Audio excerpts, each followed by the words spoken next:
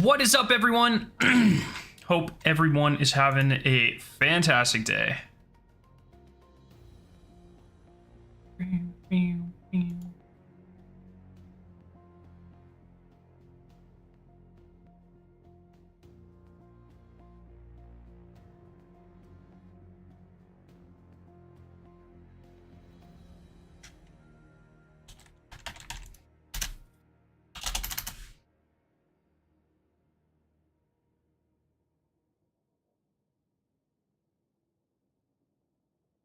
What's up, everyone? Give me 1 second.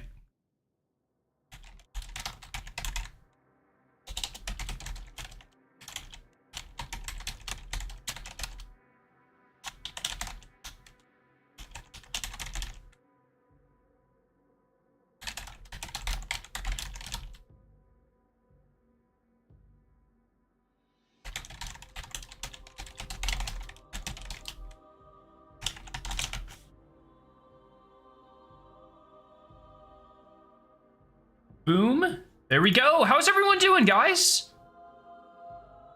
Welcome, friends. Sorry, just making sure we got the giveaway going. Yeah, we're good. Alrighty.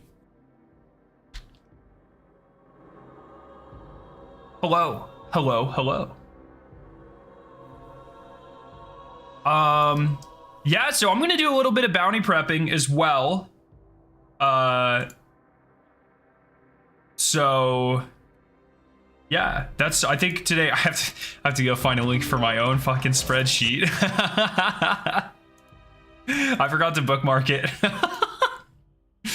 God, I'm such a nerd. Okay, 1 second. Well, first off, let me bookmark this shit, and then let me make a copy. I guess I don't have to bookmark this. I can just bookmark the copy. Fucking funny. SK9.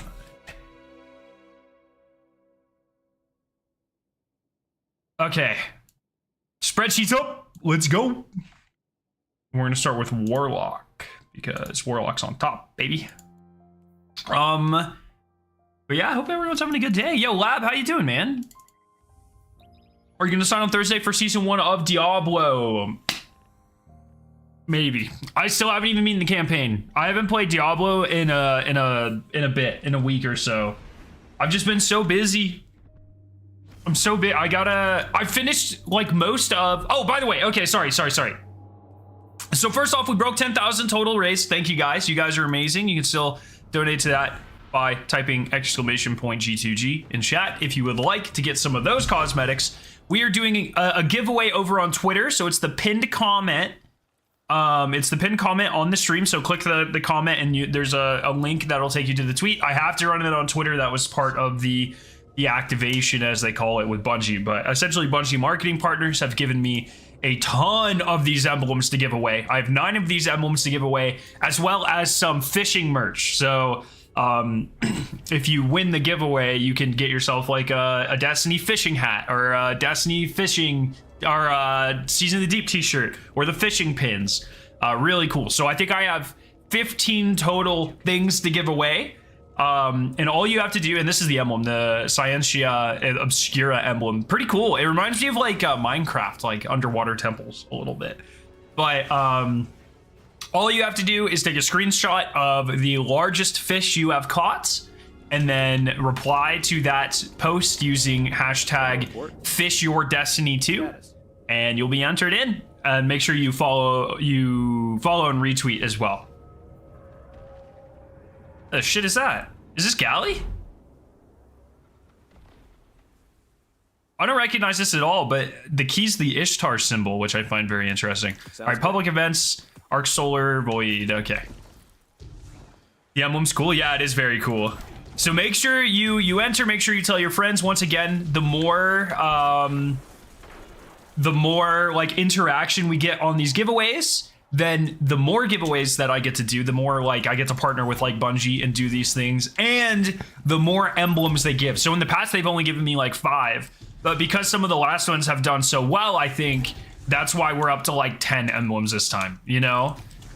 So just make sure you're telling your friends you're entering, even if you like already have the emblem or you don't really care that much or whatever. If you would go ahead and enter, it would mean a lot to me. Just if we can get a lot of interaction on all of those tweets and stuff. Just so I can keep bringing as cool giveaways and as big giveaways as possible. They've been really nice to me, and I want to repay the favor and make sure we all have like good outlooks going forward. So, oh yeah, you don't like this emblem? I really like this emblem. Like I said, it looks. Oh, you can't even see the. There you go. It reminds me, every time I look at it, it just reminds me of like water temples in Minecraft. Do I screenshot the biggest fish on my emblem tracker and retweet that? As long as I can see, it can be that. It can be Guardian Report. It can be, I think they want in-game screenshots, but they didn't really specify that. So, or at least as far as I saw, they didn't really specify that. So just any screenshot, like I show an example where I just happened to have a screenshot of the 80 kilogram one that I caught, but it was because I was streaming, so that's kind of cheating. But yeah, in-game's best. Bro, what the hell is this? Wait, is this a sparrow? Or is that was a sparrow? I mean, I knew it was a sparrow, but for a second it looks like part of the environment. And I'd never seen that sparrow before. No, Lab, I totally forgot. I will get to that today, though. Yo, Chrome, what's up? I don't know why, but the emblem does give off major Minecraft vibes. See, that's what I'm saying. It looks like, if you look at like a water temple from the top down, it looks like that. Because it has the underwater lantern things. I forget what they're called. But it looks exactly like that. The new season launches on August 22nd. I have that day off. We're gonna be co-streaming the reveal, and then right after the reveal, we're gonna be hitting it hard. We have our raid team. I think we've got it nailed down. The 6 that we're gonna have. So I'll be making like an official Twitter thing, like I always do. We haven't decided on a name yet, but the 2 fill-ins we got are really chill, and they seem like they're gonna be really good, so I'm excited for it. We do not know for sure the new raid date, but it is almost certainly going to be August 25th, which is the Friday after it launches, the season launches. It'll either be almost certainly August 25th or 26th, because they don't give us a week to prepare anymore. It's just the Friday after the season launches mostly. So almost certainly August 25th or 26th, and Bungie's been really leaning heavily into Friday launches recently. So what I bet's gonna happen is it's gonna launch on August 25th.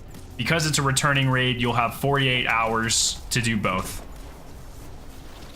But I don't know for sure. The Gold Sea Slayers. No, our raid team always has to have the kind of qualifier with legs. It's just something we've always done. So we started as a team. We started with Beyond Light, and so one of our teammates called the Wyverns when they were announced. He's like, "Oh, they're Vex with legs," and we all thought that was really funny because most Vex have legs. And so we named our raid team the Vex with legs. And then when Vault of Glass returned, we were Baytheon with legs. And then when Witch Queen or when Vow came out, we were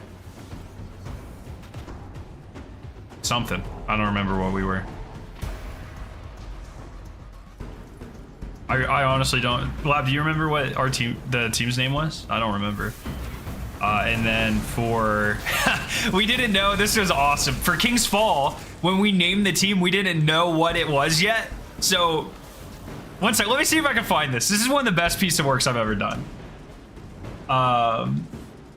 Fuck, this was actually so funny. If I can find it. It's one of my favorite things ever. Damn, I really just need to save all of these. I just need to have a single spot, because I look for them every once in a while because I think they're awesome. So you're part of the leg team? Yeah, man. Oh, we're just the leg team. I didn't even think about that. Let me see if I can find it. So here's, yeah, this is our King's Fall Day 1 chat.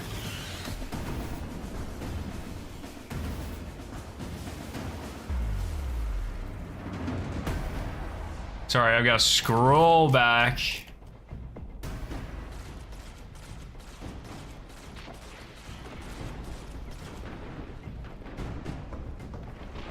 Yeah, there we are. No, not that one. I was so close. Bruh. Here we go, here we go, here we go. So, we didn't know what the returning raid was. So I made this Photoshop where it's Oryx's body on Axis's legs holding Crota's sword. And we were Oryx Archon Prime, son of Crota with legs. Here's just the... That's like the best thing I've ever done in my entire life, man. That looks so good. Oh, god damn. That was one of my favorite things I've ever done. My Forbearance has 65,000 kills on it. Imagine that on a belt, dude. They'd have to print the whole fucking thing.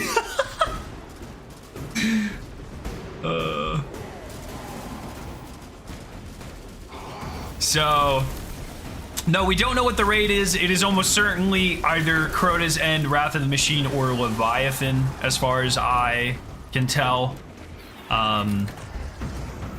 The Copium wants me to be at Wrath of the Machine. The realist in me thinks it's Leviathan, and the let's say like the cautiously optimistic but kind of skeptical part of me really wants it to be Crota as well, because I think this iteration of Bungie's raid team or rad team, where they've just like absolutely annihilated everything and they're just making the best content ever, I think they could take Crota and just make it one hell of a raid, like an epic raid. I think they could.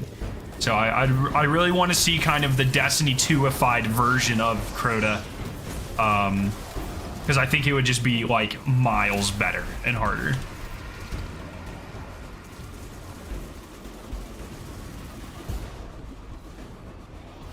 So yeah, I'll have to make we'll have to make a name for.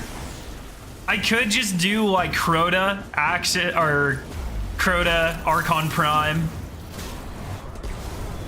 Emperor Crota Archon Prime with the legs, and it's just like Crota's head on Callus's body, and he's got like Axis's legs sticking out all over him.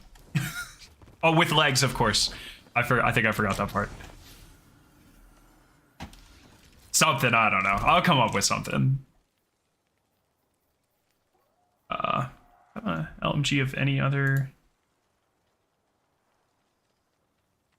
I want Wrath of the Machine just so I can see what the exotic is. I mean, Wrath of the Machine is just such a phenomenal raid. I think it just deserves to be in Destiny 2, personally. But we'll see. Either way, we're getting a new raid, or we're a returning new, whatever you want to call it. We're getting a raid, and that is something I'm very excited about. So yeah.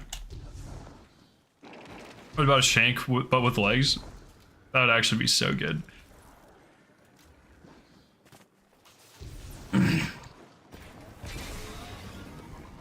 If it's Leviathan, I'd be interested in seeing what the new exotic would be, unless they turn Acreus into an RNG drop. No, they have openly said that if a raid comes back and the exotic has already been used, they'll make a new exotic. So if Wrath comes back, they said that effectively there will be a new exotic, and if something like Leviathan comes back or Scourge comes back, they will get a new exotic. So we know for a fact if I didn't switch.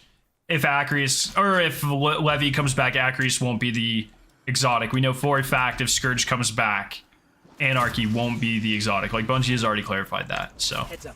My scanners are picking up an object descending rapidly from low Earth orbit. Probably another war sat.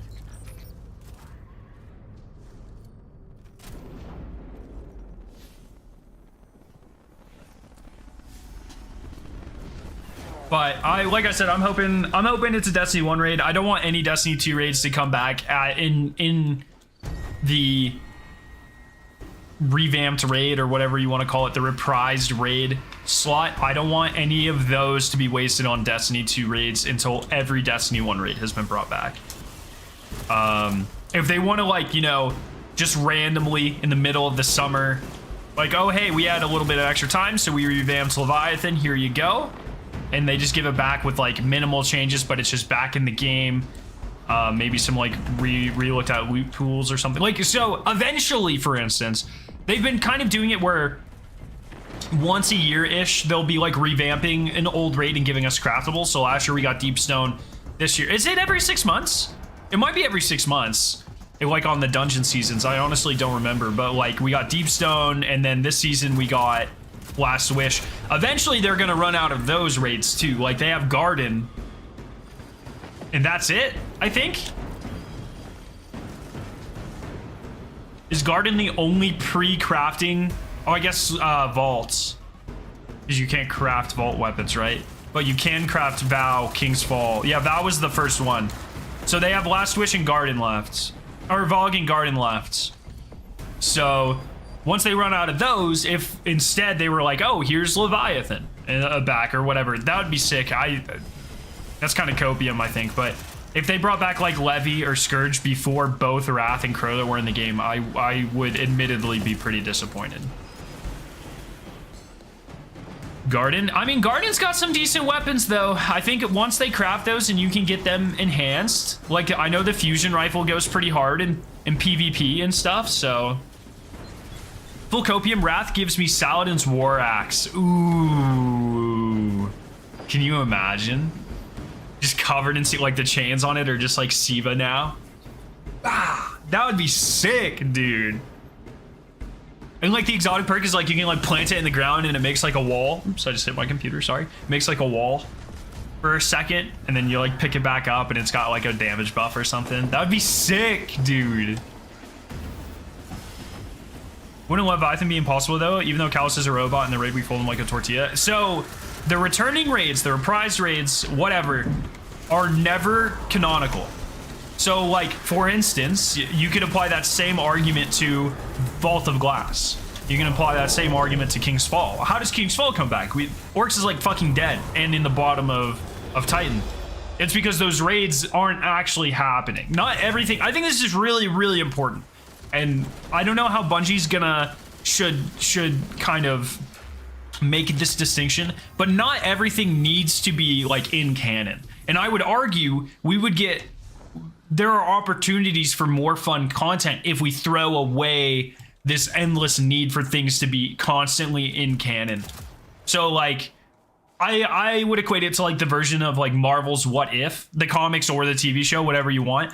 But we can get like crazy ass scenarios that would be a lot of fun to play if Bungie finds a way to kind of be like, oh yeah, this didn't actually happen, you know, but we want you to experience the content and play it. So one thing I was floating is like, it doesn't make any sense at all, but it would be awesome if the Leviathan came back and it was all, you know, Egregorified, and when we fight Callus, he's like Disciple Callus, and so they don't switch too much, but like the aesthetic, and instead of Callus shooting like the sun beam out of his head, he's shooting us with like a resonance beam or something. And it's like, yeah, that doesn't make any sense, but it would be like Destiny, what if Callus became a disciple before coming to our solar system or something like that. And none of those, the raids already aren't in canon in terms of the reprised raids. And I think it would just be a cool opportunity to flex a little bit and have some, a lot of fun, you know? Stuff like that. That's why the 30th dungeon is so fun, no bearing on the plot. Yeah, I mean, that's a really good point. Like, in Destiny canon, do we think that there's actually like a giant network of like loot caves? I don't know. I don't think it matters too much. Like, I don't think anyone should like really focus on that too much. But it's just cool. It's just wacky. Not everything needs to make sense down to the T, you know? For the submitted screenshot for the giveaway, it does have to be screenshot from our game. It can be screenshot from Fish Report, preferably in game. But if all you have is a from Fish Report, then just do that. That's fine. Yes, this is the week we have to start Petra bounties. I made a video on it yesterday. If you guys plan on doing the day one raid, I highly recommend going and watching yesterday's bounty prep video. There's a spreadsheet as always, and I give some tips on where to start, what to focus on, things that aren't bounties that you should be paying attention to, that sort of stuff. So It's just the video I put out yesterday. If you don't plan on going for the day 1 raid, I probably wouldn't worry about it. But if you want to make sure that you hit level 42 or whatever and you have absolutely every artifact mod, I would give the video a watch and make sure you start prepping this week. Which is what I'm doing. I think it's Leviathan because it's a longer raid and Root was a shorter raid. I mean, Root, every new raid that we have gotten in the past, what, 3-4 years has been exactly the same size. You know, since... I mean, everything since Last Wish, right, has been exactly 4 encounters. Like, new raids. Garden's 4 encounters. Deepstone's 4 encounters. Vow is 4 encounters plus that awful escort part. Root is 4 encounters. There's that Bungie doesn't really do like long and short new raids. They just do the same length for everything, you know? So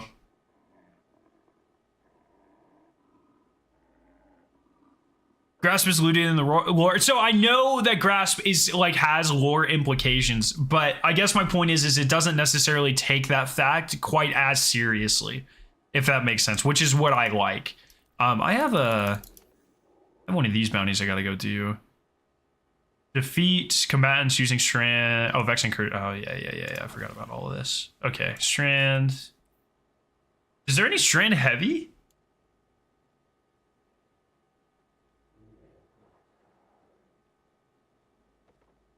I don't have any Strand heavies. Why do Strand heavies exist? Anyways. Oh, I should probably just use Navigator, actually. Give me that. It's way cooler. Strand LMG. Oh, the sword. Yeah, I forgot about that. I guess I just don't own any of them. Wait, what? That's not at all what I meant to do. Yo, Riley. Thank you so much for the sub.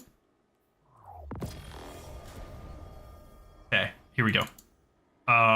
Vex Incursion Zone. But yeah, please go enter that giveaway. Links at the top of chat. All you have to do, once again, is submit a screenshot of the largest fish you have caught. And we're doing a lot of giveaways. Giving away a lot of stuff. So I'd really appreciate you guys taking time and doing that.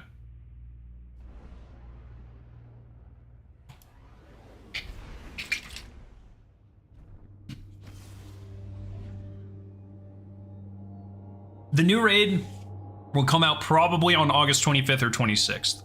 We don't have official confirmation of that, but we do know the season comes out on August 22nd. Bungie typically likes to release the raids on the Friday after. I hope they go back to Saturdays, but they probably will not. Which means that would put it at August 25th.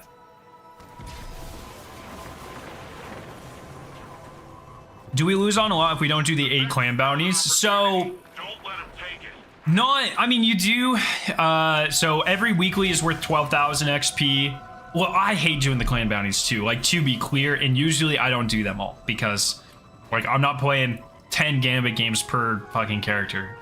No shot. You know what I mean? So if you do, let's say, like, you don't do the 12 weekly or the 8 weekly clan bounties, you replace them with 8 dailies. Weeklies are worth 12,000 XP, dailies are worth 6,000.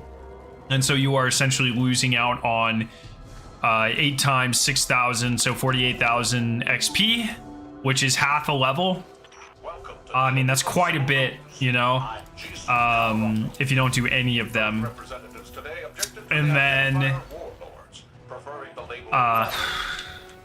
what I was gonna say is, but what you can do is you can save some of the Solstice weeklies and try and hope they carry over to try to mitigate that impact. So I didn't count the Solstice weeklies on my spreadsheet at all because sometimes they say, sometimes they don't.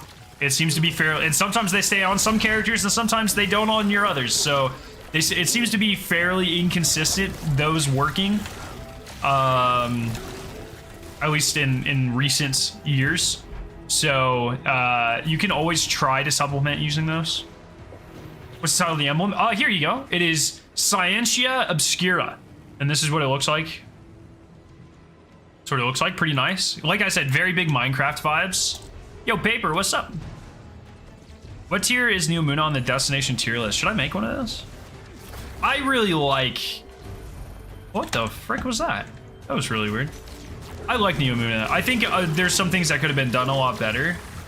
But the overall vibe, I like how different it is. And the one thing I really enjoy about Neo Muna is how there's so much going. Like, you go to Nessus, that shit's dead. Like, nothing's happening on Nessus ever. But at least on Neo Muna, you know, you have the terminal overload. You have... Wait, is that what it's called? No, that's not what it's called, is it? No, that is what it... Yeah, terminal overload.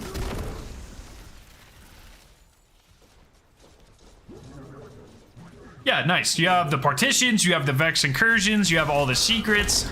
Like, could there be some things to make it feel like maybe a little bit less, like, or a little bit more alive and stuff? Sure. But, oh, you have the Vex Strike Force, which is like the coolest fucking thing ever. So I think overall, like, New Moon is in the upper tier, I would say, somewhere. I don't know if it's my favorite. I think the Dreaming City is still my favorite, but New Moon is up there for me. 100 overload, Key Triumph is a grind. Yes, I'm so glad I'm done with that. Doing good. Went to a metal concert on Friday. Ooh, which one? With Destiny being dead right now, I deleted it and redid my 3 characters. That way I got 5 new light quests, which is XP. Oh, there you go. God damn. Man's going for the XP.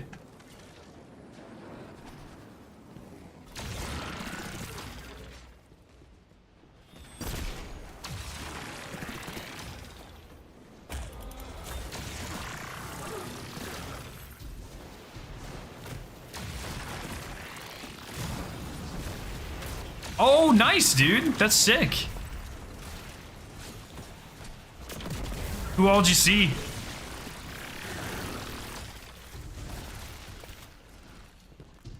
But yeah, so I finished the treasure-laden enemy triumph yesterday. I just need 2 more exotic fish. I got all my large exotic fish.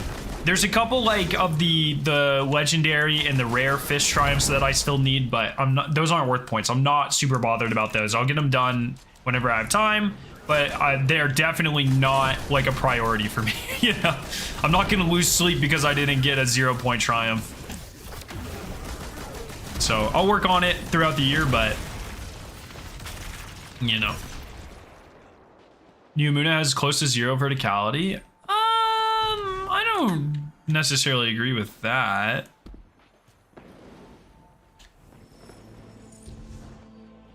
I mean, I'd say it has pretty much the same as every other thing. I'm trying to think of like a space that maybe uses verticality a little bit better. But I'm not really coming up with much. No one likes like most zones are just flat, you know? They can't build it. Yo, you're being fucking toxic right now. Ruin the skyline. And upload themselves into the cloud arc to prey on civilians. Not on our watch, they're not. Pod will be in Limp Bizkit. Okay, okay. Hey Guardian, I think there's a lot of Vex incoming. I still need the treasure laden triumph. How bad was it? Probably like 20 or 30 hours of efficient farming. Bungie does seem to be aware of it. The lead of like player progression and triumphs and all that sort of stuff. He replied to my tweet. So I think they know it's really bad, but I'm not sure like what their plans are for it going forward.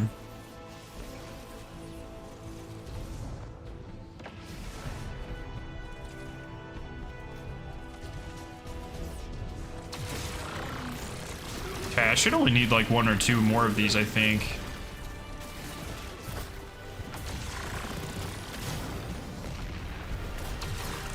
Or did I finish it? Might have finished it. No, I did not. Yeah, I only need 1 more. That's what I thought. So.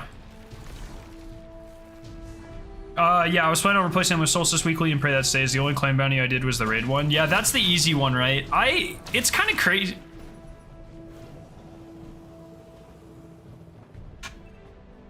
What? It's kind of crazy that... No! Go, let's go! It's kind of crazy that the clan bounties haven't been looked at. And like, I mean, because they've been by far the hardest bounties for a long time. And like Bungie's made a lot of alterations to bounties, just not those. So I find that kind of weird. Prediction on next returning zone, I'd say Mercury. I kind of hope IO, just because like IO itself was kind of mid, but all of the content on IO was so good, you know?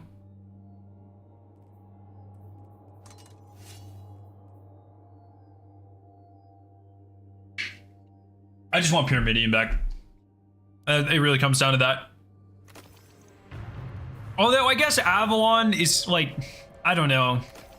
I like the callbacks to it, but I just want the original Pyramidion back. Was so good. Where's the BP spreadsheet? Oh, bounty prep spreadsheet. Check the video from yesterday. It's in the comment section of the video from yesterday.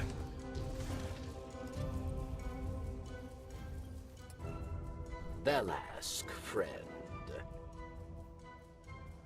Dark Priestess, okay.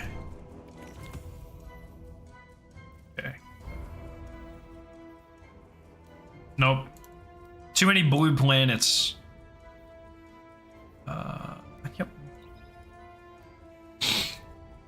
Oh, and Will of Thousands, man. Will of Thousands is the best. Like, it is just the greatest of all time. That's just how it goes, man. So good. I want Brother Vance to come back so he goes through a villain arc where when Osiris who's him to his face. Do you think that'll happen?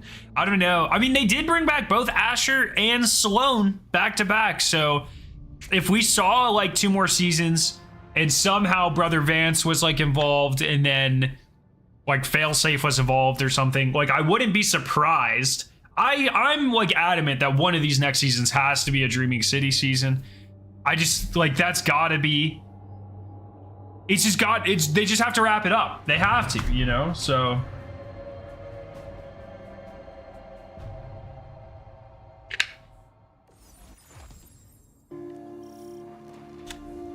Aramis wished to destroy gods, but Krenos simply chose. if Zola had more health, it would have been literal perfection. Nah, don't do that, because then they're gonna fucking health gate him. I don't need like a hard to kill boss, man. I just need the experience to be good. When I'm killing a boss 700 times, I don't care how hard he is the 700th time. I'm just speed running. One of the best parts was that it was so short.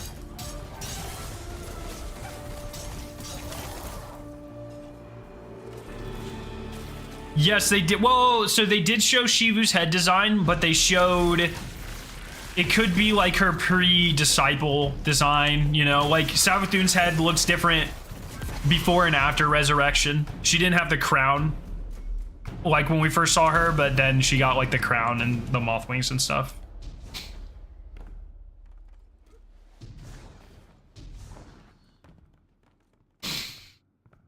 I just want some sort of resolution to the city's curse, man. I've been saying it for so long.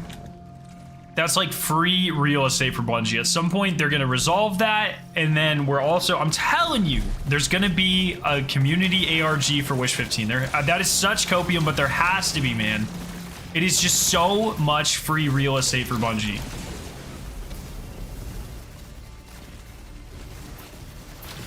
But I would expect like Disciple Shivu, if we ever get to see that, which I assume we will in final shape. I expect her to be fucking tanky, dog. I bet she'll be giant and just like buff out of her fucking mind, you know?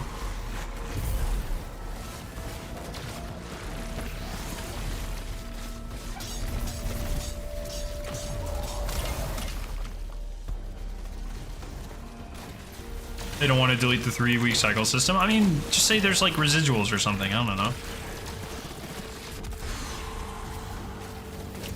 I just bet I would be so shocked if we don't get a resolution to that at some point.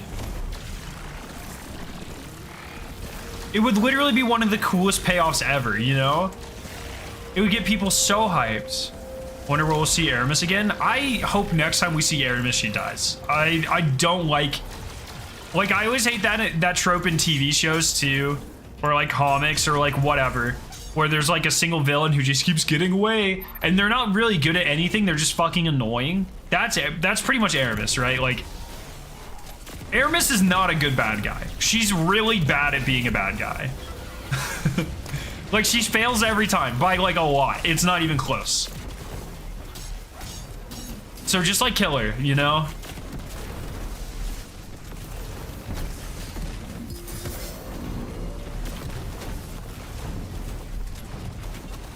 Not running any barrier. Let's go.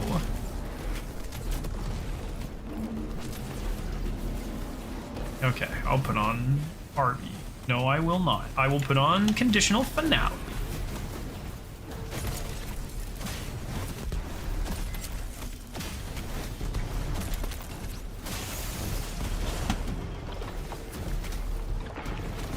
Oh no! I was trying to get back to my well.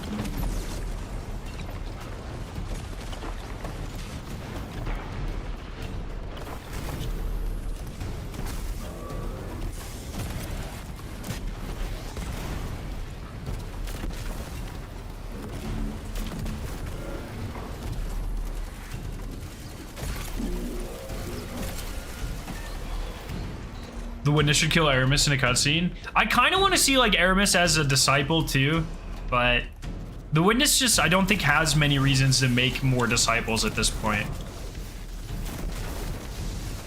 I don't know. It's just so hard to say, man. Who knows what's gonna happen? This shit's like, it's just getting crazy.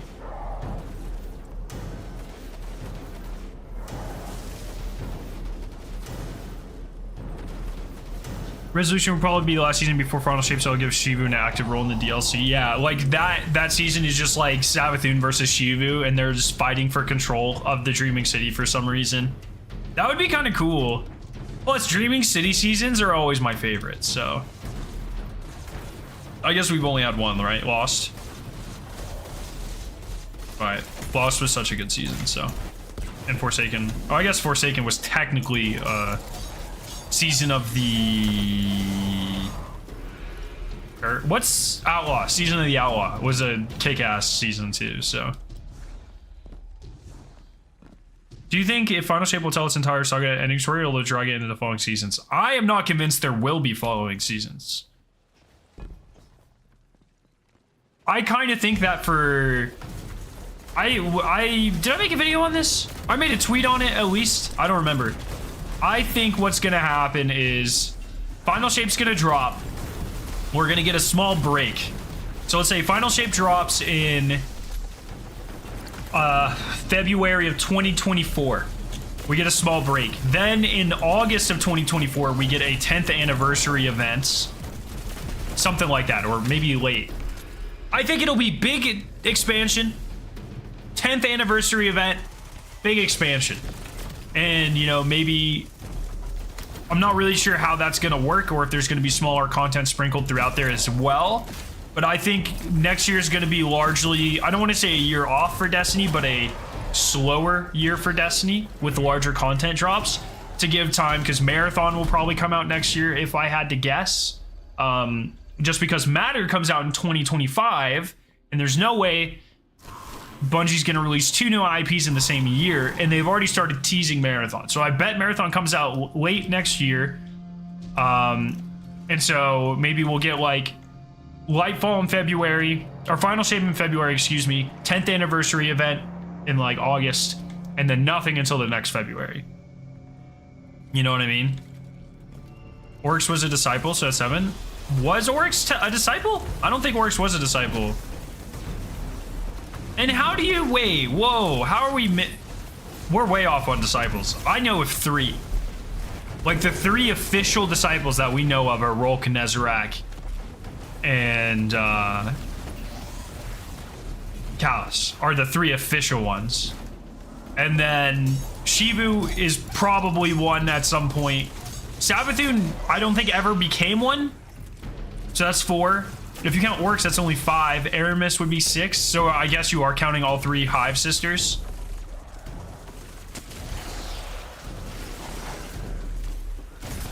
because there's only 3 actual. Yeah, just redeem Guardian rank 11. Nice. I just need blue and green combinations.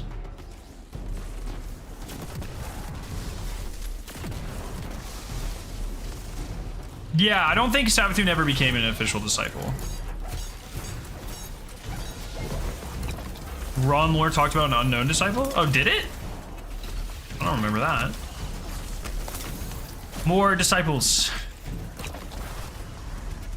I think disciples are really cool, so I do want to see all of them, and then eventually I want like a disciple run where we just get to kill all 7 in one go. I think that'd be fucking sick.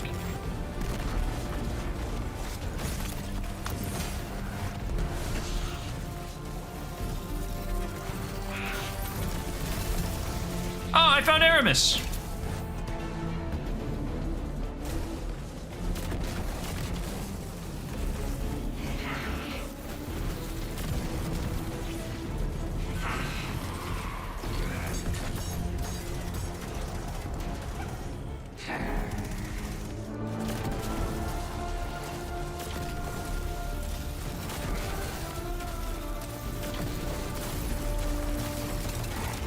Oh my god, he just threw up with my teammate. Did you see that?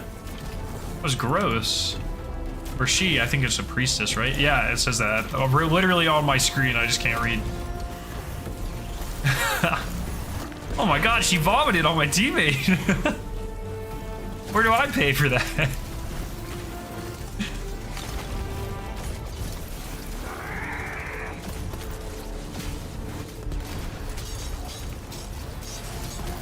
Yeah, I don't know. The Aramis thing's kind of getting a little ridiculous at this point. It's been 3 times where she's been like just destroyed, and now she just keeps coming back. So I think we just need resolution to that arc, and she'll just die. I want Ida to snap and just like fucking murder her. That would be kind of cool. Character development, no. Was the prophecy wall in Val talking about Amanda dying or what? I think it was talking about the Traveler dying. Down, Barracks. It's over. So I don't know. Will we see Anna and Elsie again? Feels like that part of the story is done. Anna Bray's gonna be heavily connected to whatever happens with Rasputin next. I would not be surprised if Rasputin's like really important going into next saga as he gets like resurrected as a guardian or whatever, if that happens. But that was the original plan for Destiny 1. I assume that's gonna happen in Destiny 2. And then Elsie is still very important to the Dark Timeline, so I bet she'll have a lot of implications going into Final Shape, if I had to guess. Always vigilant.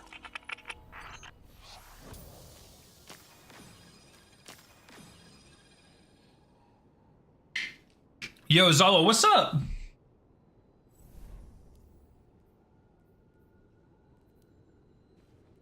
Oh, so close. Who's in your raid team?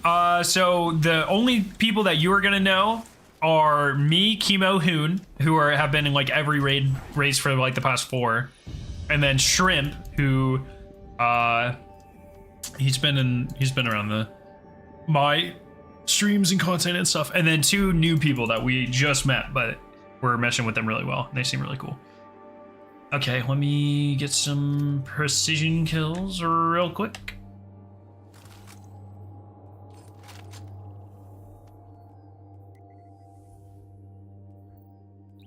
Yo, Theo, how you doing?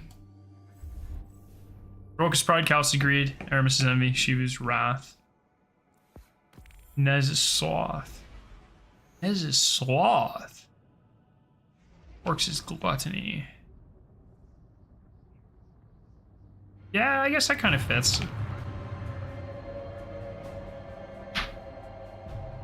The only reason Nezrak would be Sloth is because of like sleep, kind of, I guess, but I don't know. Can you find a cracked raid team? Man, that is such a hard question to answer, you know? It's just, you just gotta find people that have the same expectations as you going into the day 1. Whether that's, hey, we're gonna spend all night here. Hey, we're gonna try for 10 hours. Hey, we're gonna go for worlds first. Whatever the expectations are, you just have to make sure everyone has the same or similar expectations. But finding raid teams or like a day one team is like, there's not like a single path to do it, right? Like I met my first team on LFG, and then my second team that I did a couple raids with was like, it was just a content creator friend and a bunch of his friends. And now it's just, once I joined Rough and then completionist and math class, it was just like friends that I did the completionist stuff with.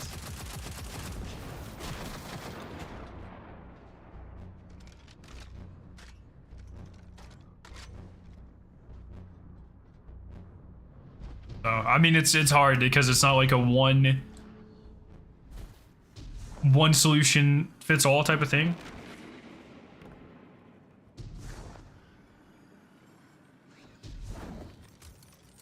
Man, go get headshots and it gives me a bunch of shanks. Let's go.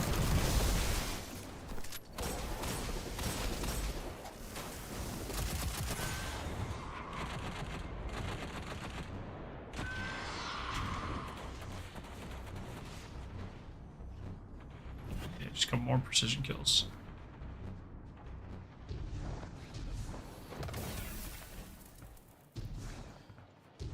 Date for the reprise raid is probably August 25th. That has not been officially confirmed by Bungie, but that is the Friday after the season launches, which is typically when they've been putting out the raids recently. Okay, so that's good. Now I just have to do Lost Sectors on Europa.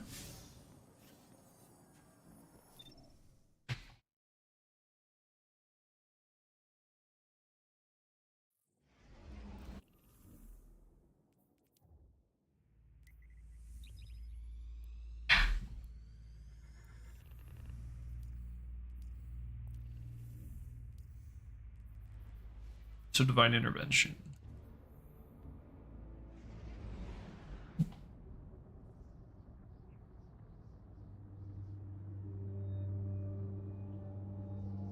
Will there be one more Iron Banner before the end of the season?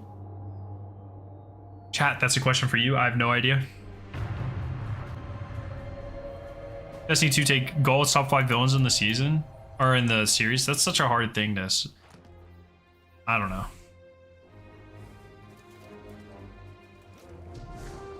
This is the last one? Okay. Trying to think what the fastest Lost Sector is. Probably this guy.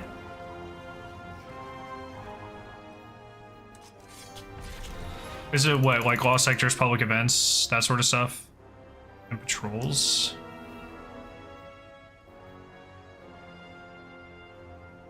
Okay. I think I can clear this in 2 minutes.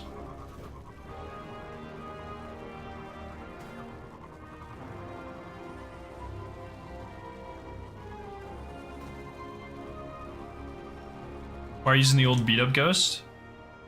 Oh, I don't know. That's a really good question. Remember everyone, we are doing a giveaway over on Twitter for the rare Science Obscura emblem, Scientia Obscura emblem. All you have to do, there's a link at the top of the chat, click it, it'll take you to my tweet. And all you have to do is submit a screenshot of your largest fish that you have caught using the hashtag Destiny, oh no, sorry, fish your Destiny 2. You can see the hashtag in my tweet spelled out. And then you can enter to win like a ton of emblems and some fishing gear from Bungie, like a fishing hat, Season of the Deep shirt, and exotic fish pins. Really cool stuff. So.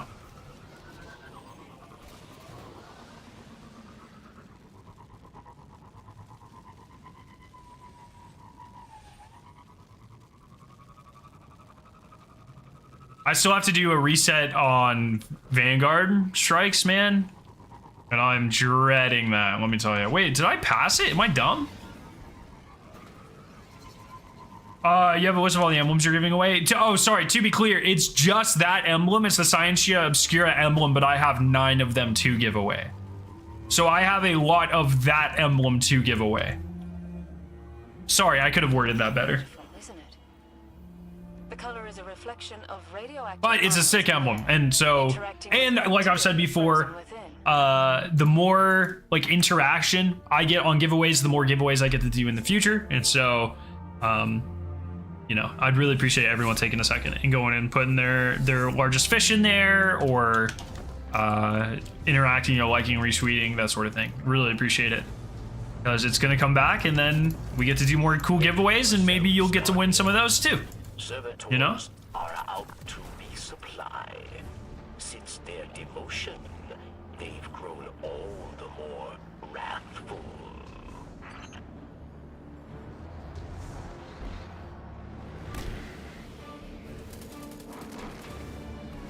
All right, this is servitor, right?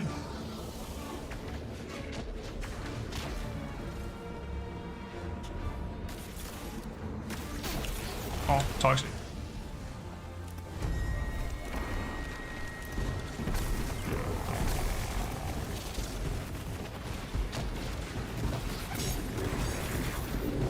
Advice for someone going into college: enjoy it. Remember, you're there to learn more than anything, but also there's so many opportunities to do fun things. Like freshman year of college, like undergrad, was my favorite year of my life. Like just enjoy it, man. Find clubs, find friends.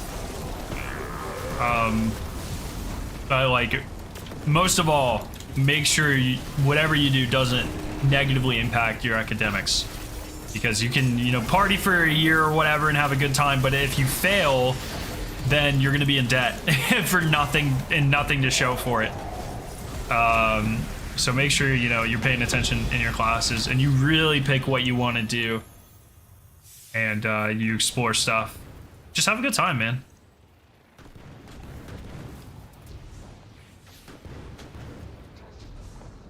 It's always so weird because it goes so fast. It doesn't feel like it's gonna go fast, but it does. And then one day you'll be an adult with a job, and you can't just go walk around campus and do stuff, you know?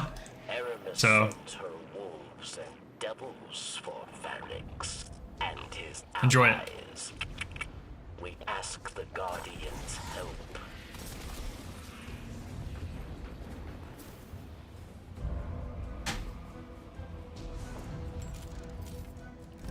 Can't understand the logic of paying for an education? Why not? I mean, you shouldn't have to be clear. If, you know, it's been very well documented that educated individuals of a society give back more than like what their education was worth or whatever, you know what I mean, on average.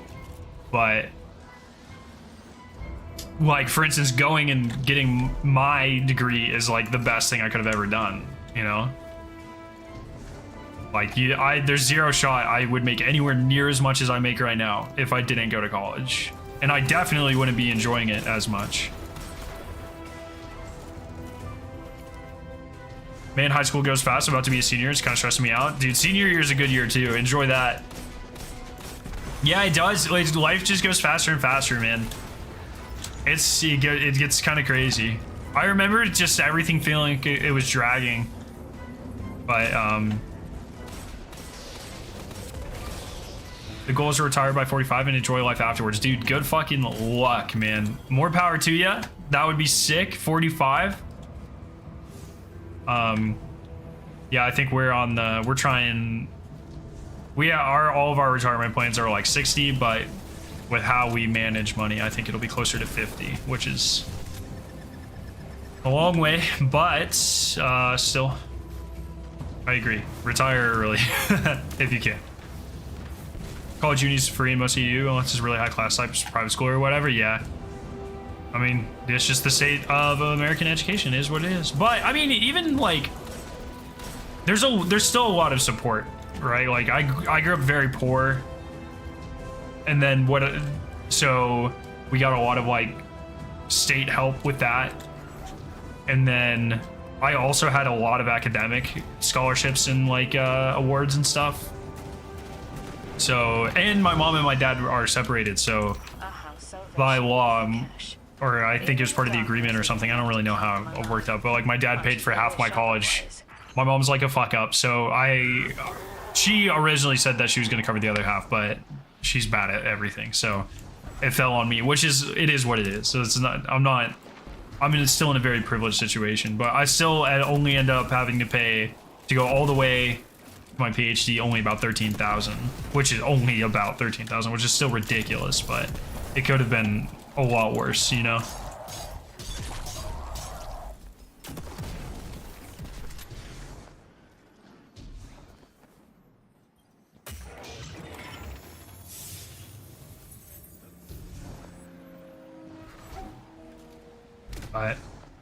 But yeah, it's hard, man. The whole, it's so weird that, like, you know, decisions you guys make now, if you're in high school or going into college or early college, decisions I make now have a very real impact, like a very real impact on how our lives go in 20 or 30 years. That's fucking crazy. How is anyone, how are like kids expected to make these decisions?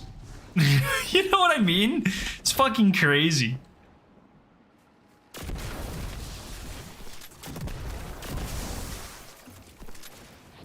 $13K for a PhD is amazing if you ask me. Well, I guess so. Technically, for a STEM degree in the States, in most colleges, you don't actually pay. So like, I had to pay like semester fees. So like $700 a semester. But when you get a STEM degree, you teach for the university and you research for the university. So they waive your tuition and they pay you. So I was making $23,000 a year to research and getting my tuition waived because I taught for them. So like technically I only had to pay for my bachelor's because that's how, as far as I'm aware, in the States at least, most math, like most research degrees would be like that because they need TAs for those labs and stuff. So it kind of goes like that. So the 13K was really just for the bachelor's, I guess. Yo, Em, what's up? You're in Cali hoping to go to law school? You'll be happy if you don't have more than 100. Yeah, dude. I mean, you're going to be paying that off for a long time. But you'll also be making a fuck ton of money if everything goes well, which hopefully it does.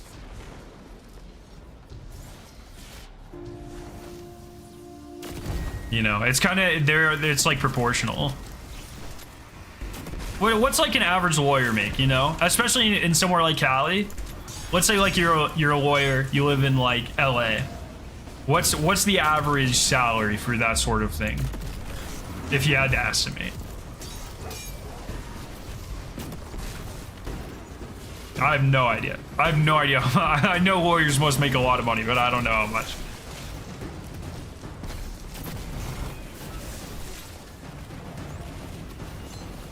I did not get the other Scientia emblem. Yo, Orange, what's up? What you doing today? We're doing some bounty prepping and we're giving away some sick emblems over on Twitter. Just kind of vibing, you know? Become Saul Goodman. Saul Goodman, like, not to spoil anything, but does not have a happy ending, my friend. 65 to 200K. Oh, that's really not that much. I mean, that's not like, not... Making 200K isn't like not that much, you know? It is a lot, I guess I should say, but if you're 100K in debt, I don't know if 200K a year cuts it. That's a lot. You know what I mean? Starting salary for government lawyer 7K, starting corporates like 120, 150. Okay. They don't make quite as much as I thought they make.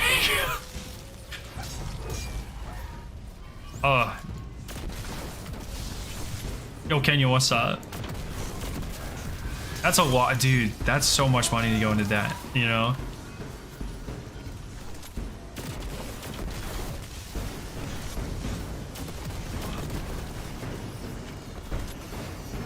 Depends on the type of law. Fair enough, fair enough.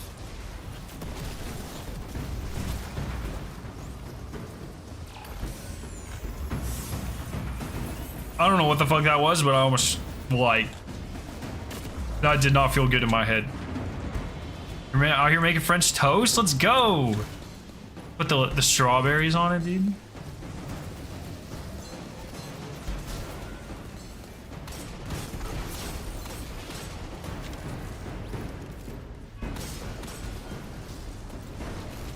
Does student debt goes against credit score in the US? Yes, it does.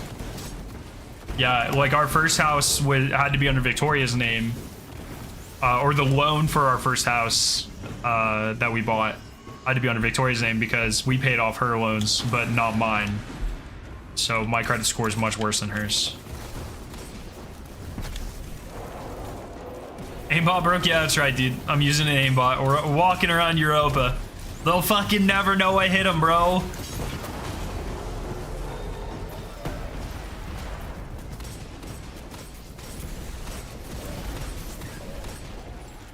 Yeah, 400, 500K is kind of what I was thinking. God damn, I can't even imagine making that much. I think that's like borderline too much, you know what I mean? I don't think it's borderline too much. I think it's just too much. You get loans solely based off of your income? That's kind of a wild thought. Should do a periodic table of elements tier list.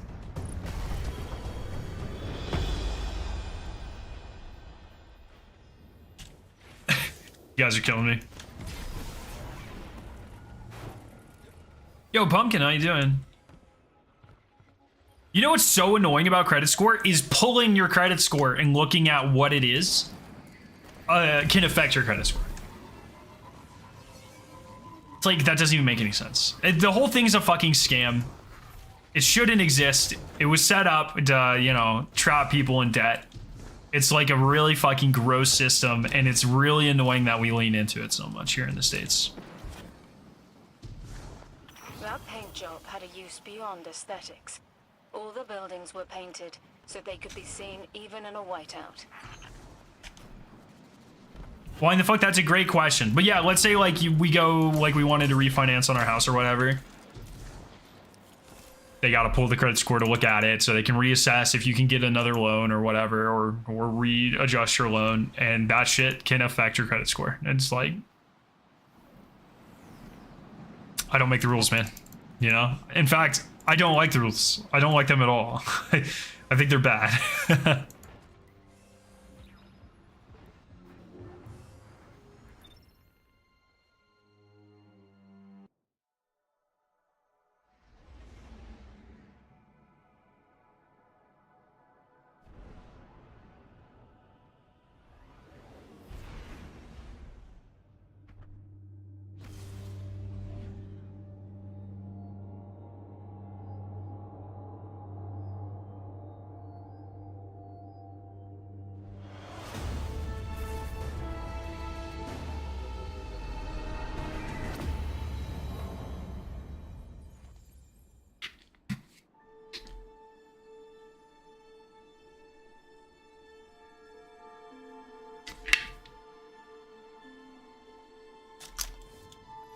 Convinced me to never get a credit card.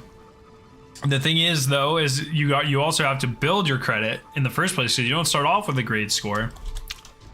You got to prove to our financial overlords that you know how to pay back debt. So, like, we have a card that we use sometimes for like gas or whatever. We'll just pay it back immediately, but the whole system's like fucking stupid.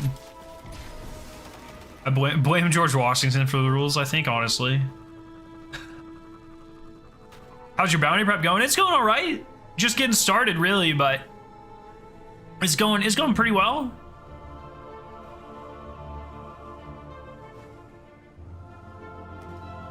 Checklisty, you know, things to do.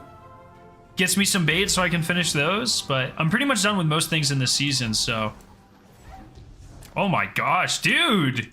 Blindwell's popping. What the frick?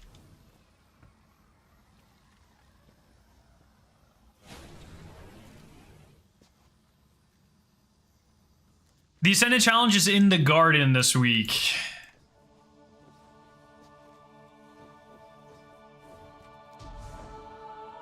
This is gonna bring in some heavy hitters. Blindwell's still one of the coolest events they've made. It just holds up. I don't know what it is about it. The infinite super thing's cool, but it just never feels too tedious. I like that the area's pretty closed off, too.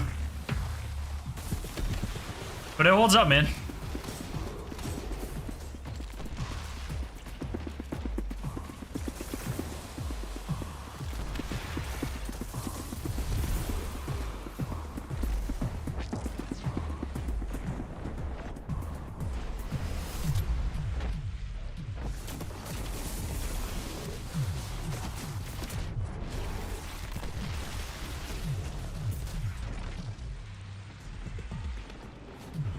I mean, in practice, or so like in theory, Theo, that's like I guess that's like a good way of looking at it, but in practice, it's like impossible, you know? Like, people our age, or like, you know, of our generation, there is not a significant number of Zoomers that are going to be able to, like, let's say, for instance, buy their first house without going into debt. It's just, no one has that much liquid cash, you know, unless your parents are absolutely loaded, which is the minority of people. And so it's like saying like, oh yeah, never going into debt is like a great way of thinking about it, but it's just not. With house prices the way they are, for instance, it's just not possible, you know?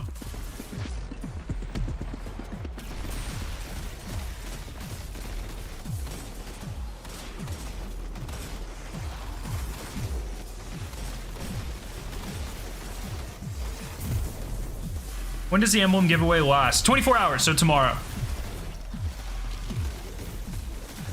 Yeah, the Bungie people just wanted to do a quick one, so it ends tomorrow.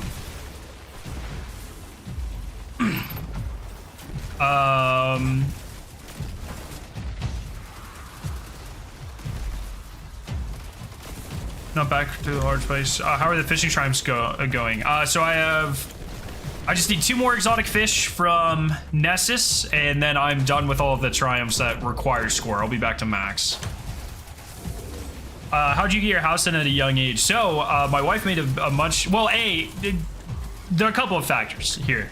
My wife got a bachelor's in business and supply chain, so she didn't have to do what I did. You know, I got a bachelor's in chemistry. We graduated at the same time. And so, if I went and I worked for chemistry jobs with a bachelor's, I'd make like 40K, like nothing, you know? So I had to go get my PhD to do anything worth what the quality of life that we wanted to have. She didn't have to do that because business majors get paid a lot more. So she started off at like 65. We also bought a house pre-COVID. So those 2 things we were able to kind of just make it work because she got a good job and house prices weren't that crazy. And then also I had, from doing YouTube, actually, I had enough to put down the down payment. So we just kind of worked together. We got kind of lucky with the timing and stuff. I wish I lived 100 years ago so I could buy a house for $1,000. Yeah, you could go to college, work part-time, pay for your tuition and your entire family, and like fucking own a house. Wouldn't that be crazy? Make 40K a year. And for some people that's enough. Like, to be clear, like that's not a bad thing. That's above the national average. That's like, that's not that. But there are like certain pathways, like we knew pretty early on that there were what we wanted out of life, and that required me getting a PhD. So here we are. True. I'm not arguing never going to that's reality, but there's certain things you can do to set yourself. Yeah, sure. Yeah. But I guess if your question is did our parents have anything to do with us getting a house? No, both of our parents are fucking sets of parents. Well, I don't talk to my parents because they're trash fucking people. My mom and my stepfather. My dad's cool, but my mom and my dad have been separated since I was like 2. So I talked to my dad a little bit, but he's never like he didn't financially support us like that. And her parents are like dirt poor too, so like we grew up in the South. It's pretty uncommon for people to not be dirt poor in the South, so we just got kind of lucky with the timing and our finances. We were also like unbelievably frugal in college, so we just got kind of lucky.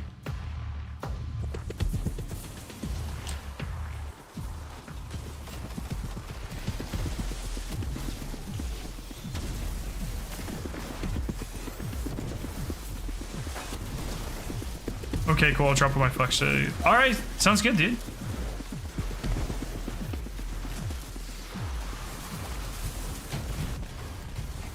But post-COVID, if like say Victoria and I were born 5 years later, and we tried to do what we did back then now, no way. We'd have to live in apartments and stuff. There's no like the housing market has just like fucked itself. So there's no way we could afford anything nowadays, you know? Our first house was 178, I think. Like what type of house can you get for $178,000 nowadays? Like a 1-bedroom, 300 square foot, nothing, you know? Like it's just not realistic. That house now is valued at over twice what we paid for it. Insane. Nothing should double in price over the course of 5 years. That's impossible. You know, that's bad economics.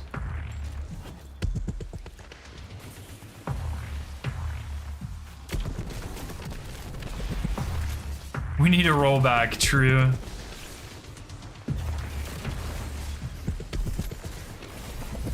Yeah, hopefully stuff corrects at least partially. I don't know. I hope so. I really hate that there's just people that just have to deal with this stuff, you know. Wells ready to push past max.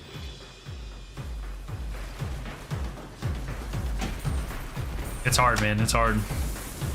It's just crazy to think like the house that I grew up in, my parents in like 2002, 2003, somewhere around there. They paid less than $100,000 for that house, and we were a family of 7. Like it wasn't. We were very poor, but it wasn't a small house. It was 2-story, 4-bedroom, I would say like a standard subdivision house, less than $100,000. I guarantee that house nowadays is valued at $300,000, if not more. Just like, how does that happen? That should not be allowed. Can you imagine buying a house for less than $100,000? What the fuck? There are cars that cost more than that, you know? Like, I don't even understand. Fucking old people had no idea how good they had it, dude. But it's our fault when we can't do the same thing, you know? Too much avocado toast, I guess.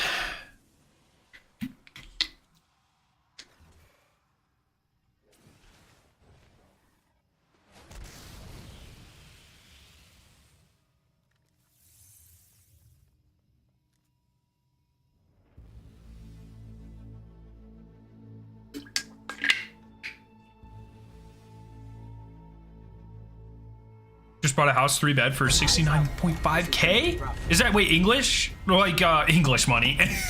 Sorry, is that like USD or pounds? Fucking English money, I said. God damn it.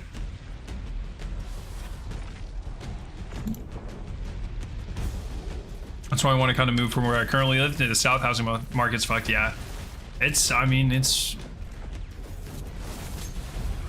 Everything costs so much, way too much nowadays. Where I live. If I didn't do a master's for 3 years, I'd probably be living in a house the size of a bathroom. God damn. It's insane, man. Yep, in pounds. So what is 70,000 pounds in US dollars? Alexa, what is the conversion of 70,000 pounds to US dollars? 70,000 pounds is 91,630 US dollars and 23 cents. My man bought that recently? What the fuck? I need to move to England, man. What is this? I could own a mansion. What is the giveaway emblem? It's in the tweet, but it's Scientia Obscura. The link is at the top of chat, and you click on that, you go to the tweet, submit a picture of your largest fish that you've caught, and use the hashtag FishYourDestiny2. Fox is on. Yes, she is on point today. I just said her name. Oh, God.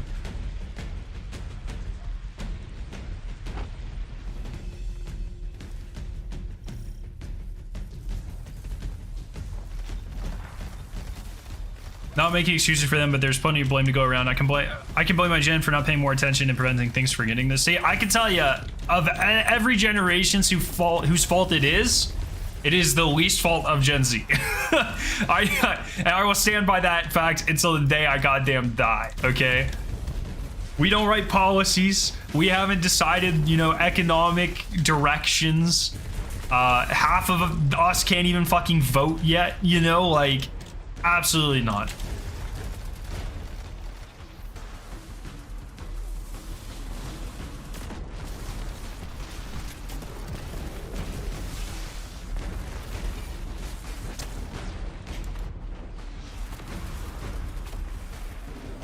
Yeah, exactly. And it just sucks because they get, it's, you know, all the copiumers are like, oh, they're just bad at finance, but our education costs 12 times as much as your like old people's did. Houses cost 20 million times. The minimum wage hasn't gone up. The average wage hasn't gone up that much. If you look at a graph of like average housing costs to average familial income, it's disgusting. Like increase over the last 30 years. It's like average income, average housing price, you know, it's like, oh my God. It's brutal, man.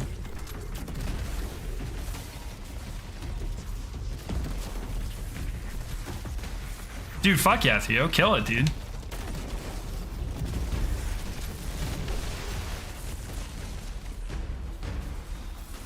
Yeah.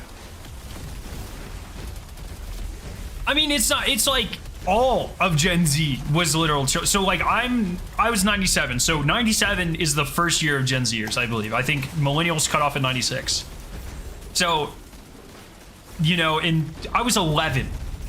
The oldest that you can be when that happened was 11. Not the majority. Every Gen Zer was a child when that happened, you know? Every single one. Fucking crazy.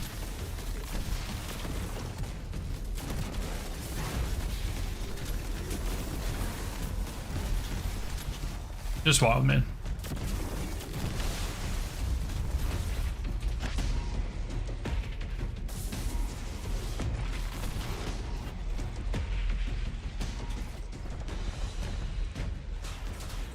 That's how it works though, Adam. It's easier just to blame us. That's how it goes, man.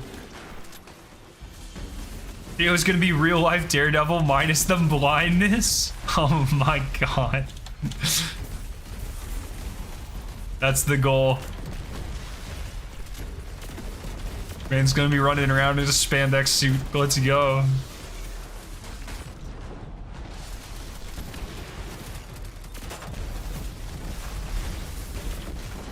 Bro, I was 5. That's wild.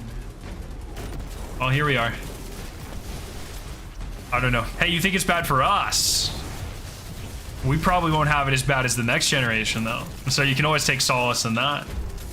It'll only be the worst for us for now.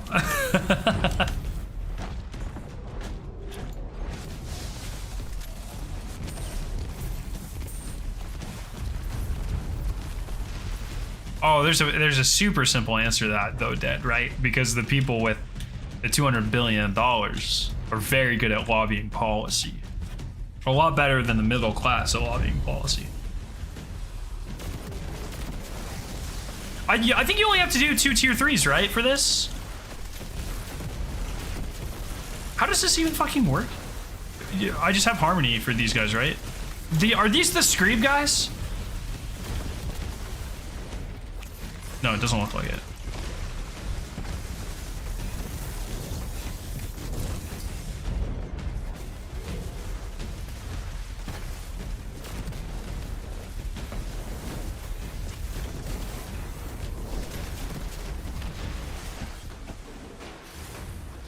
Oh, Screeb God's tier 4. Gotcha.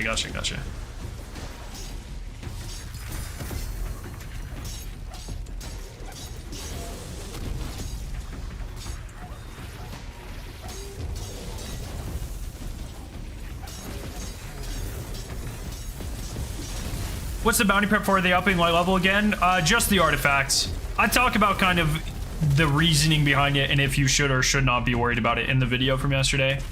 But yeah, it pretty much comes down to I would only do it if you are planning on engaging with the day 1 and want to hedge your bets on there being broken artifacts in the season pass.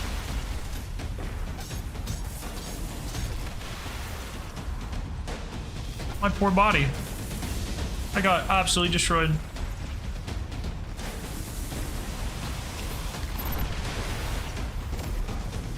Do you think the game would be in a better state for replayability if they made exotics like they were in Year 1 Destiny 1, no checklists, and get random and rare? I think some exotics. I think you need to have a very healthy balance between for everything. Things that are hard to get, things that are easy to get. So I think there should be some exotics that are easier to get, some exotics that are just brutally difficult to get. Same thing with the legendaries. Same thing, like literally everything. Cosmetics, everything. I think some things need to be very difficult to get, and some things need to be RNG. Or the fuck, whatever the fuck I just said, but the other, the real way I meant to say it, which I don't know what it was. But you know what I mean. There needs to be a variety of things. So I do think that we suffer from a lot of like, I think there are too many exotics in a not efficient enough way to target them necessarily effectively, which I guess I kind of addressed that a little bit. But then also, there's not like a chase exotics anymore. So we need a combo of two. I was thinking yesterday, it'd be kind of cool if like exotic weapons had like small changes in stats. So think like Borderlands, like legendaries, where you were excited every time you got like multiple legendary weapons, because it could be something that you could have slightly better stats or whatever. So just imagine like, oh, excuse me, you could get conditional finality could drop with impact between like 76 and 86, and you could have like range in the different stats, and you were always just looking for like better and better drops. I think it'd be kind of cool. How was the salvage treasure farm? The worst thing ever. It sucked. I hated it. Never want to do it again.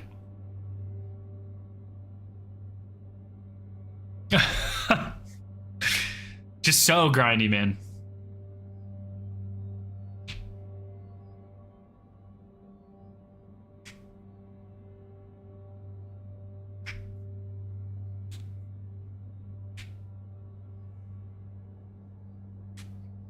Finally got 1K voices last week. Let's go.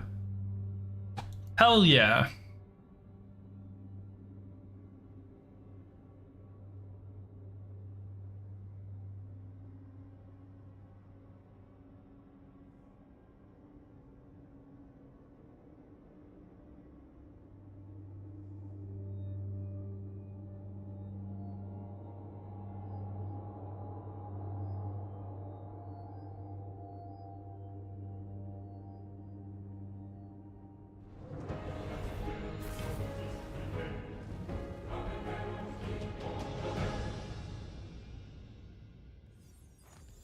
Okay.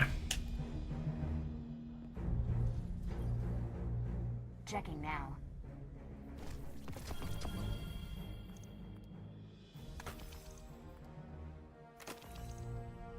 Kind of wish we had a proper tier of item drop rates again. Current moment legendary weapons feel more like uncommons. It's hard to do that because, like, you know, half of the weapon rarities don't drop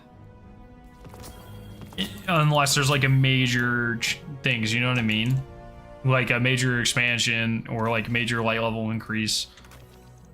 Like greens just aren't, you can't get greens anymore. Blues barely drop. Just like, I don't think that matters so much, to be honest. I don't really care about that kind of linear progression past the campaign, but just, it's hard. It's like the chase needs to be ever evolving, because that's something you don't want like people to get like complacent with or get used to, because then it gets boring. So you got to constantly be innovating on that. It's hard. Yo, Pallier, what's up, man? Hey there.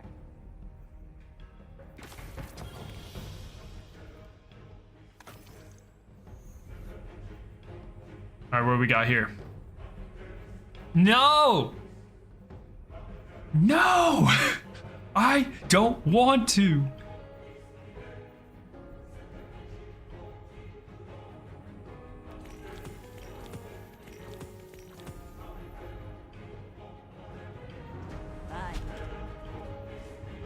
Dude.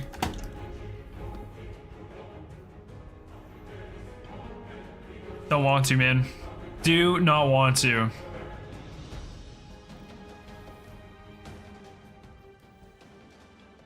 All right. I'm still in a 5 streak, I think. 4, okay. Gotta get to 9,000. No, we're not gambiting. It's so hard to do that sort of stuff with clanmates too, because it's, well, what are they doing? They doing gambit? No.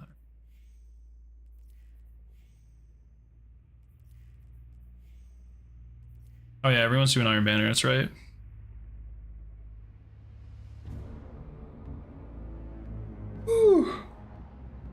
What are your thoughts on a roguelike or horde mode activity instead of Destiny 2? I mean, deep dives is like a very clear trial run at a roguelike type piece of content. So I would be surprised if we didn't get something like that at some point. Horde mode, I'm not sure how you would do that, but I'd be interested to see how they tried.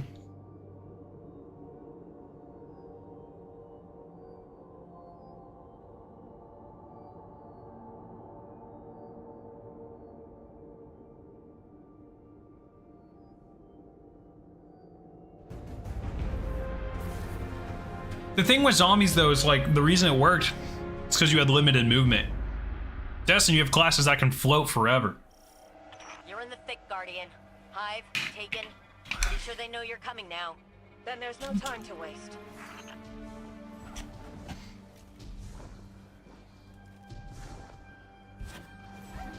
No. Gamma Prime and Reckoning were the worst two activities in Destiny history.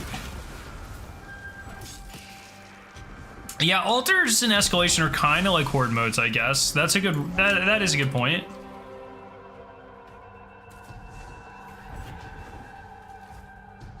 Guardian, I need those cleared so I can tap into the network.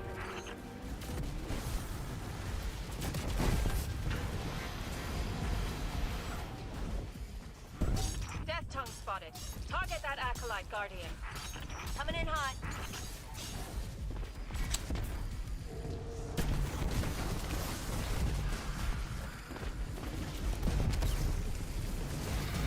The Hive are sending an ogre.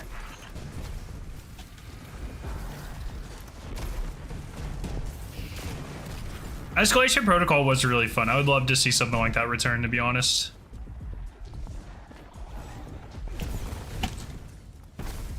I think that would be very, very cool.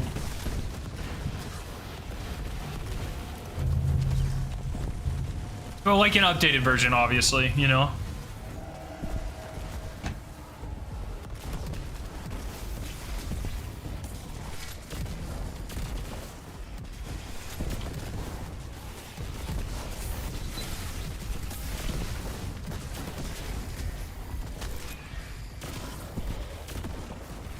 I like the idea of a mode in Destiny 2 where there's set loadouts in PvE and it's just surviving wave after wave with the ability to pick up your own weapons.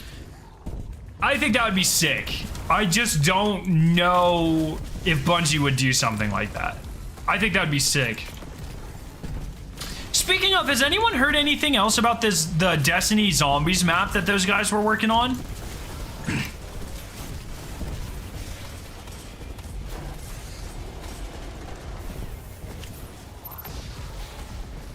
Because I want to do more of that. Good luck.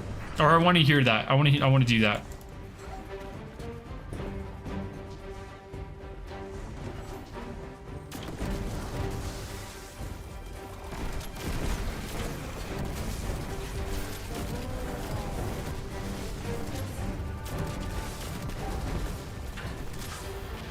Yeah, someone's making like a full Destiny 2 Zombies map with like a ton of exotics and stuff. I'll see if I can find the trailer after this. Because Marco, me, and Evan are definitely going to play it when it comes out and search for the Easter eggs and stuff.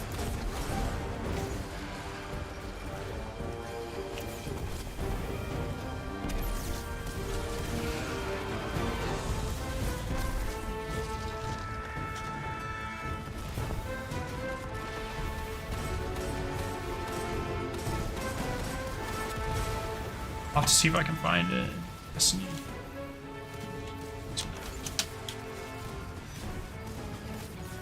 Yeah, they started teasing it in April. So, I mean, it's been a few months. Towers are ours again. Grabbing you a laser core for the gunk.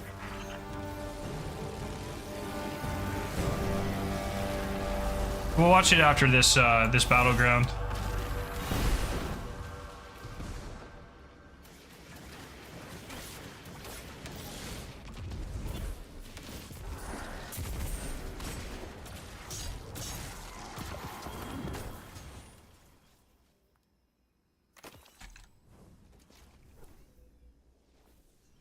We'll we'll need to open up the campus again.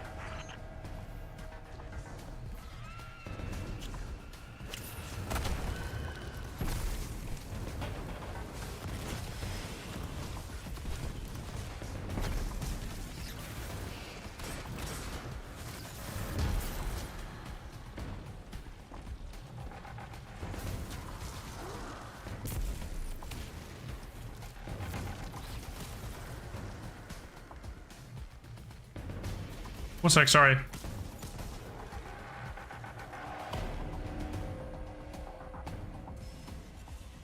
It kind of sounds like something like a water drop. I'm going fucking crazy, dude.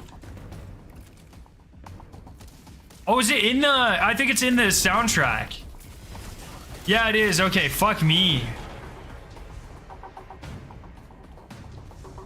I was like, oh my god, something's leaking. My house is destroyed. I was so worried, but it turns out it was just Bungie sound designers messing with me. Let's go.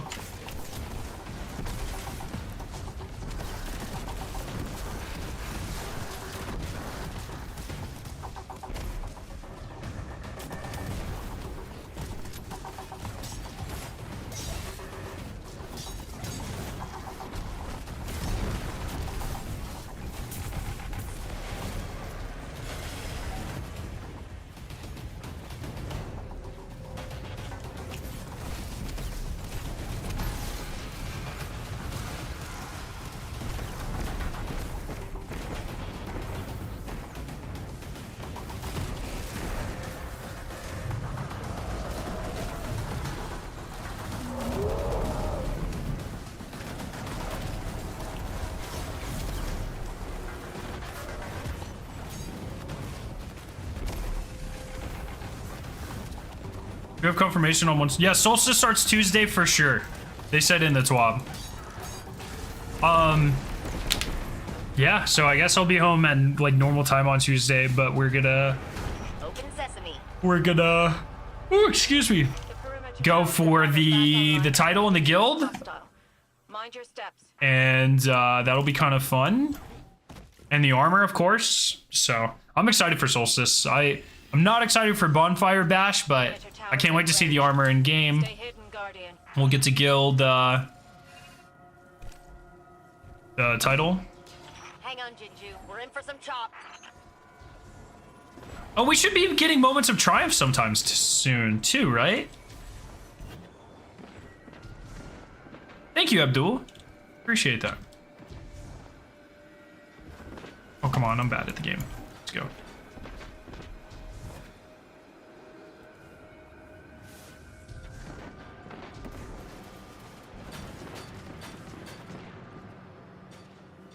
IMO bonfires are identical to Forges, so not bad. I thought Forges were bad too, so. Moments of Triumph is usually end of the year now, is it not? Oh, I don't know. It's the last season? Okay. So never mind. Sorry, it used to be in August. So I'm just used to that. But I guess it makes sense that they would wait for the entire year of content. I don't remember. Moments of Triumph was in Season of the Seraph? I don't remember that at all.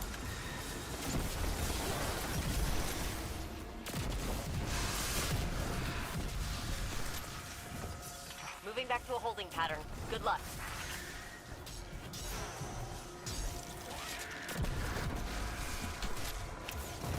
It was? Wow, okay. Hive aren't switching up their strategy.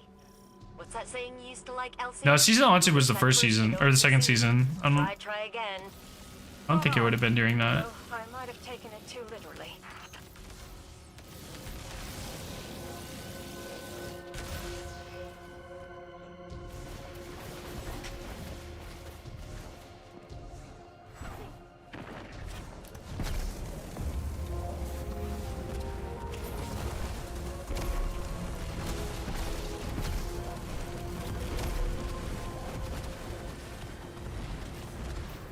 Oh, it was last season? Okay.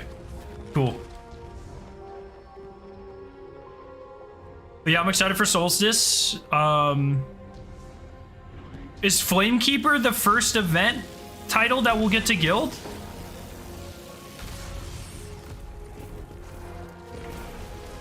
I guess they've all been gilded once. It'll be the first one that we get to gild twice, I guess.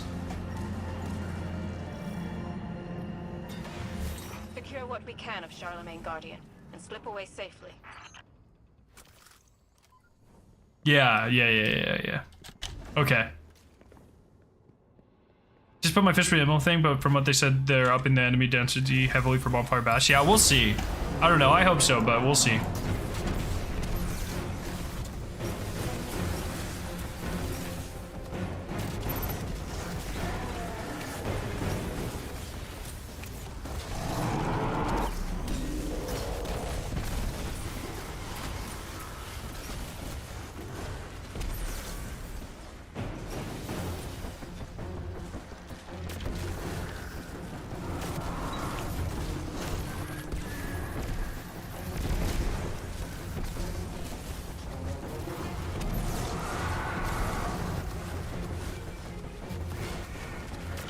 Oh, bring in the orb to us. Let's go.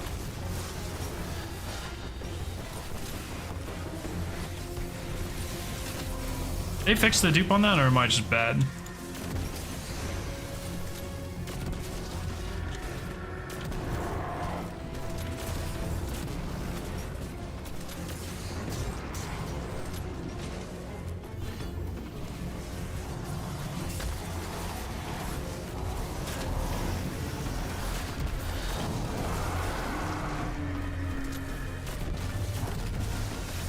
Yeah, we'll see. I'll remain open to see what all the changes are to Bonfire Bash this year, but we'll see.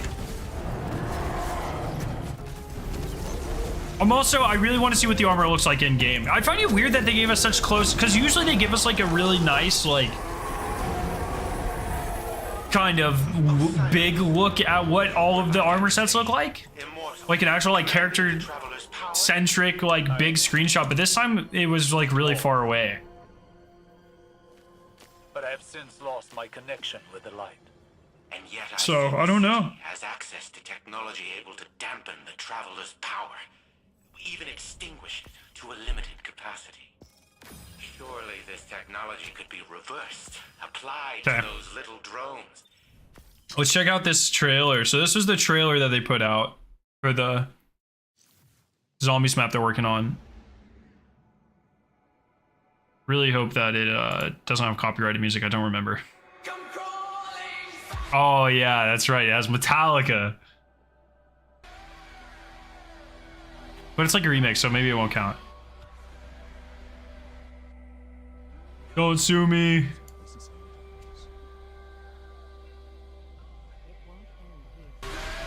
No! I have tried and failed to broker peace with the fallen across the ages. If they want war, they'll get it. So it's still in early. This is still alpha, by the way, but it's a full zombies map.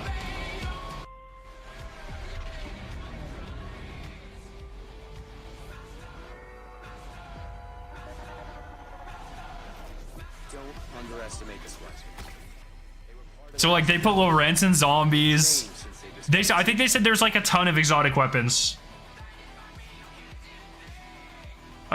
So it's gonna be pretty cool. They remade the entire tower. Last word.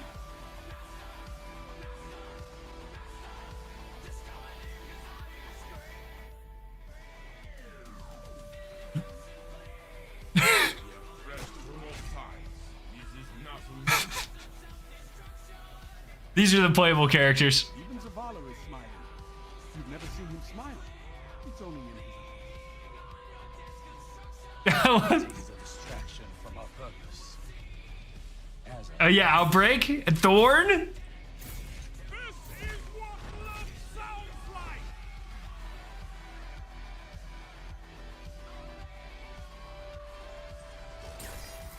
1,000 voices. All in zombies. Thunderlord.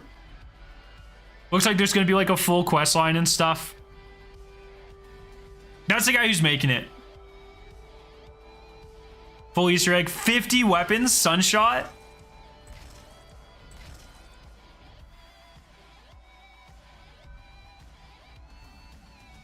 said reprised raid? Multiple boss fights, checkpoints. Yeah, so it's like they made like full Easter eggs and stuff. Oh, maybe the bow is Monarch. It also says coming soon. So I don't know. Try not to give anything too big away. Trailer mainly shows off an old build of the starting rooms. That's crazy. I wonder if he's given any updates to this. Let me check.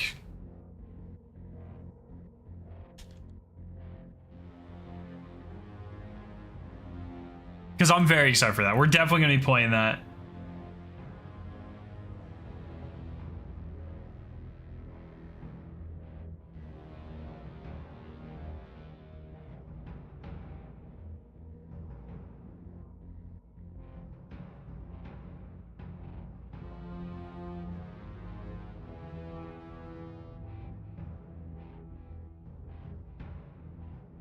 Doesn't look like he's tweeted anything about the map in a while.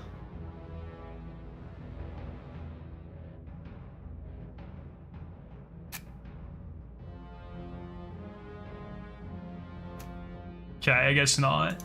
Damn, but I want that. I want that. The reprised raid things might be because it takes place in the... Oh, maybe. Yeah, maybe part of the Easter eggs like running part of Wrath. Can you imagine? That'd be wild, man. Oh, I should pick up some Zavala bounties for this. But still, very cool. Something I'm very much looking forward to. Gonna play the absolute shit out of it because it's awesome. And hopefully get all the Easter eggs. Do stuff.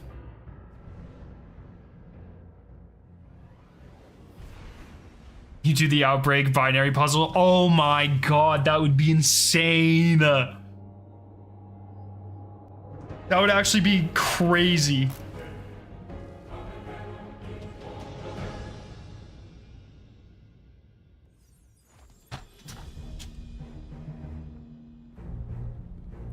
Man, I hope that happens. Absolutely crazy.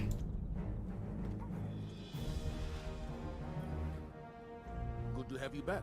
Yeah, Monarch. I remember when they were talking about it, I think they said like Trinity Ghoul's gonna be in it. I mean, 50 custom Destiny weapons, by the way. That's crazy. So it's going to be a lot of fun. I'm very excited for it. Like I said, me, Marco, and Evan are definitely going to be checking it out, like the day it comes out. To be completely honest, if I have to, I might actually take like a day off for it or something, because I'm that excited about it. Very cool.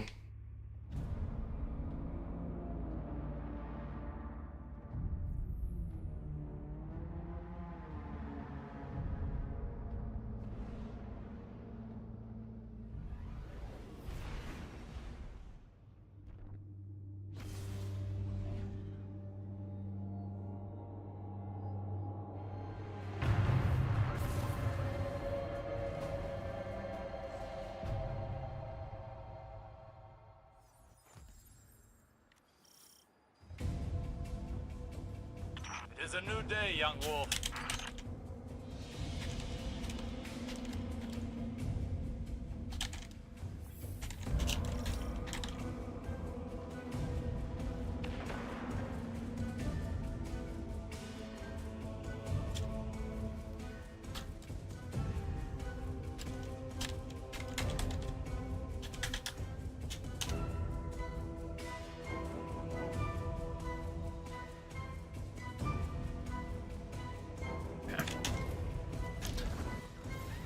You don't like the fact that they put Battlegrounds in the Strike playlist? I don't mind it too much. They get a little annoying, I guess, but the thing is, for me, is that there are definitely Battlegrounds that I like more than some Strikes. And then there are definitely Strikes... There are definitely some Battlegrounds I like less. Like, this one's pretty fast. I don't mind this one. So, yeah, this one's okay. But there are definitely...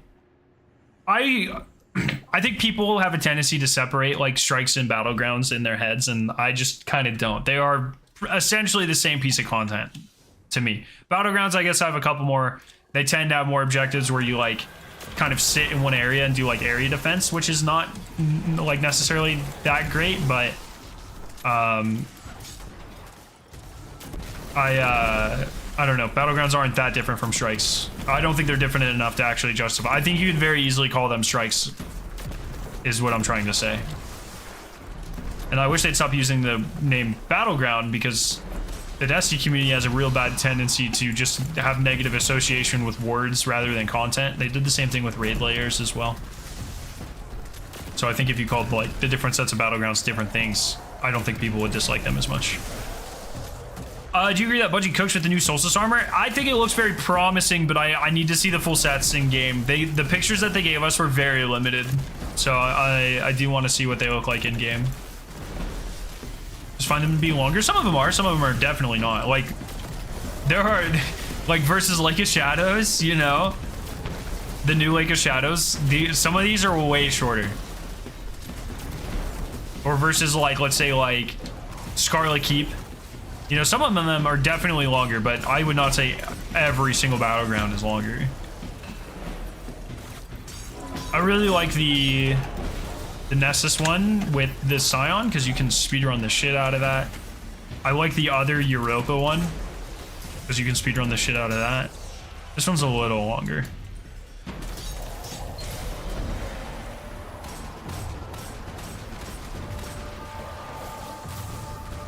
Yeah, honestly, Paleo, that'll probably happen.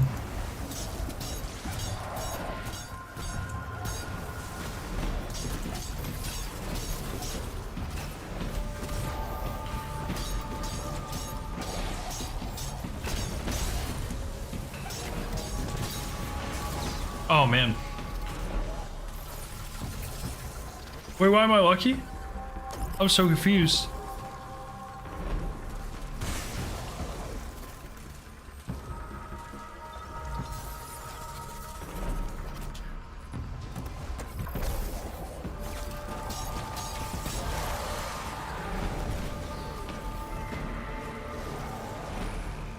Sub-level door is opening now. There should be a separate node to select what you want. Like which strike to run?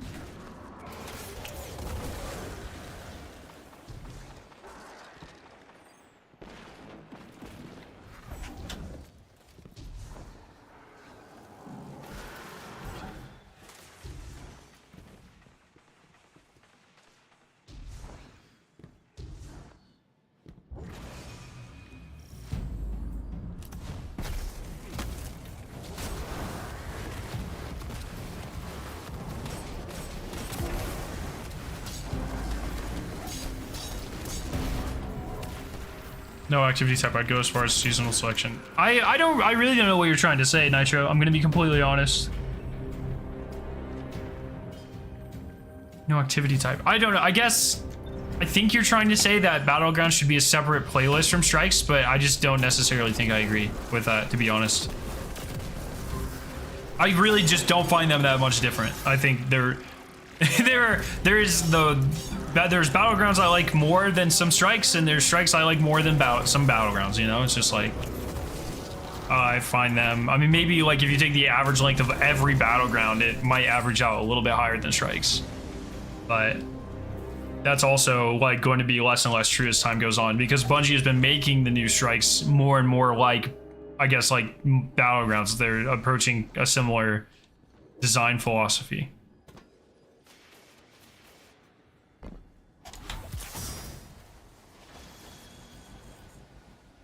Zeboroth's battle song emboldens her soldiers. End it.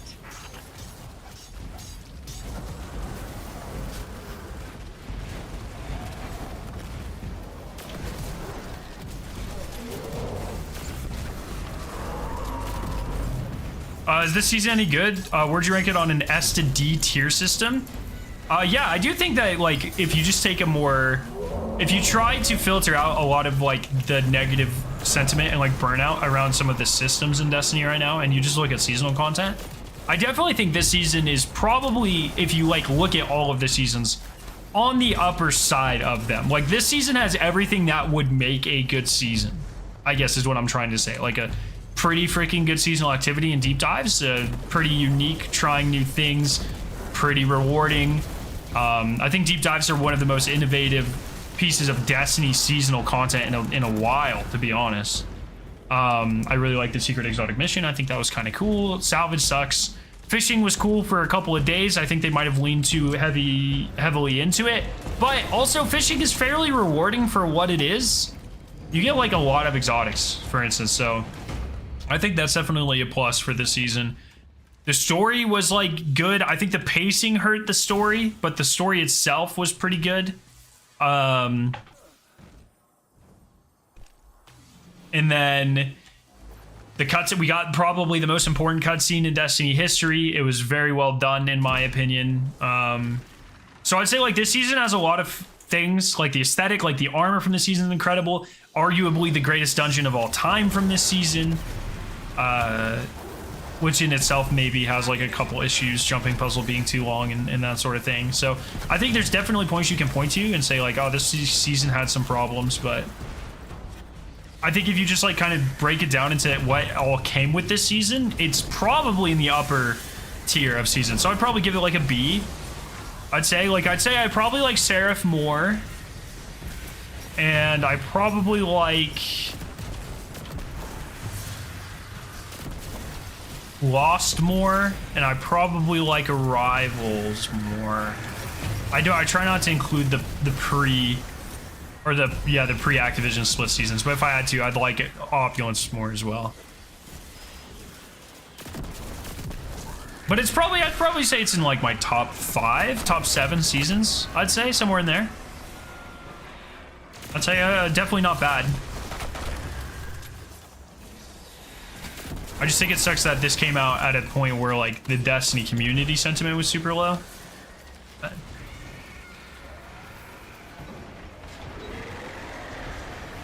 Not saying, like, once again, not saying that this season didn't have any problems, or there were things that they could, there weren't things that they could have done to make it better, because those statements are definitely not true.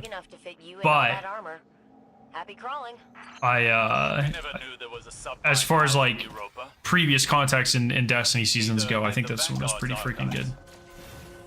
Which submine is this? And this, is this in context of stuff, a story, or specifically content came back and doing something and go full into context? Both. Oh, I'm dumb. This isn't the Mars one. I was looking for the fucking thing. A little bit of both. Story, I'd say, is like the weaker part of the season, but the story is like always the weakest parts of seasons. So I think that's just like an artifact of how much story they want to tell, how much story content they're able to make, and kind of the disjointed, drawn out structure of seasons as a whole. Like, I think the seasonal model's very good and lends itself very well to like diversifying content and giving us more content. I would say the definite weakness of the seasonal model in general is trying to tell coherent stories, pace them well, and find like the perfect amount of like story to tell. You know, I'd say that's definitely the weakest aspect of the seasonal model. Whereas the gameplay aspect maybe benefits a little bit more versus expansion models. I think expansion models are better at telling a story, but lead to way longer dead periods and less interesting like gameplay innovation, I think, overall as a whole. Just because they're doing like fewer things a year.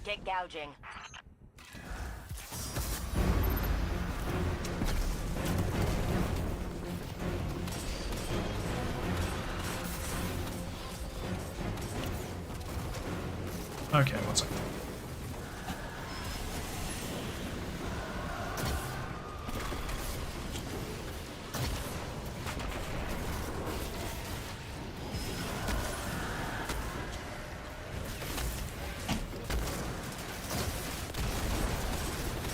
I feel the biggest issue of this season was the witness cutscene at a point where it's shown at. However, I mean, yeah, it should have been in Lightfall. Like, I don't think anyone's saying it shouldn't have been, because it definitely should have been.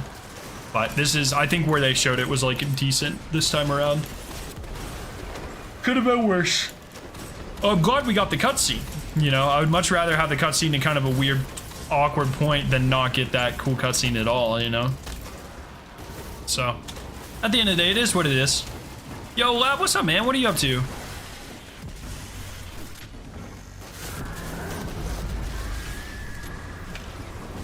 I definitely saw a heavy drop, yeah.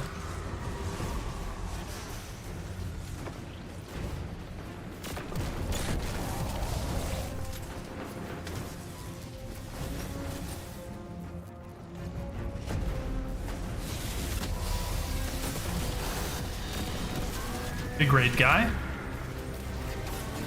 I still need to do a last wish. Get my last craftable weapons. Oh my god, Blab, why did you stay for that? That's awful. That's the worst thing I've ever heard in my entire life.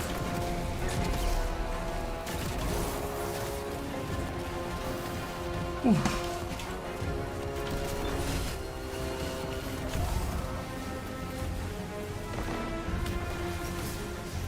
I kind of like that. Yeah, I saw people like arguing about that, and I saw, I think it was like Across was talking about Mylan's video or whatever. I just don't necessarily agree. Like, I think it may, so like, I think, I don't remember what Mylan said, but Across was saying it doesn't make any sense. I disagree. Like, I think it is, like, it's also really weird, because I know Across lives in the South. I don't know anything about like his religious viewpoints or anything. I don't really care to know. But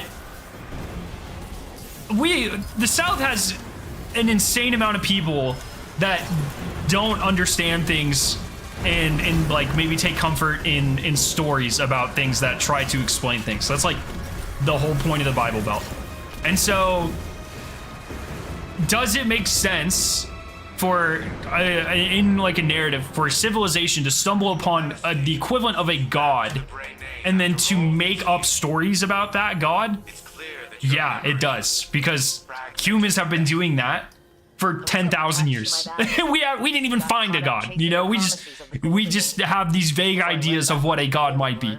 The people, the witnesses civilization literally found the traveler and found this essentially what is the equivalent of a god. And so yeah, it makes a lot of sense that there would be millennia of folklore and mythologies and things like that built around this and stories. That makes like the most sense out of anything in Destiny. That's how people work. That's how civilizations work. And then they essentially become like religious zealots. And, you know, they go on this quest to find the like more power and more understanding and that sort of thing. And then when they're abandoned by their god, they go fucking crazy. Like, that makes literally the most sense ever of anything. You know, I don't know. I think, I don't agree that because I watched it like on my commute. I didn't watch it. I listened to it in my commute. So maybe I misunderstood what he was saying, but I'm pretty sure Across was like, no, that doesn't make any sense. But dog, I think he lives in like, I'm pretty sure he lives in the Southeast. Same as me, born and raised. That shit makes more sense than anything I've ever heard in my entire life. That's how people work. That's how everyone we've ever known has worked, Across. You know what I mean? I don't know. I hate how quickly people are to criticize Bungie's narrative as if they don't know what they're doing. Hey, it is what it is, you know? And there's definitely been like inconsistencies and bouncing back and forth, but I've seen a lot of people, like there's been a lot of outcry against like the Witness in general and saying like it's a bad villain or a ruined Destiny. I don't necessarily agree with that, but it's an interesting perspective because I didn't really know anyone didn't really like the Witness until like last week, and everyone was like flaming on him. It's like, okay, I mean, is the Witness the most compelling character ever? No, probably not. Does it need a lot more character development? Yes. Did it feel like a kind of a lifeless shell with no like clear intentions in Lightfall? Definitely. But I definitely don't think it's the worst villain ever, and I think there's a lot of room and a lot of mystery and things I'm excited to learn about. I mean, humanity in Destiny did the same thing with the speaker. Yeah, exactly. Yeah, literally that. Right. The Vex were very active there when the Exodus Black first arrived on Nessus. The Vex that murdered my crew came from there. I'm sorry that you have to relive those memories. It's all right. It's only taken me a few centuries to suppress them.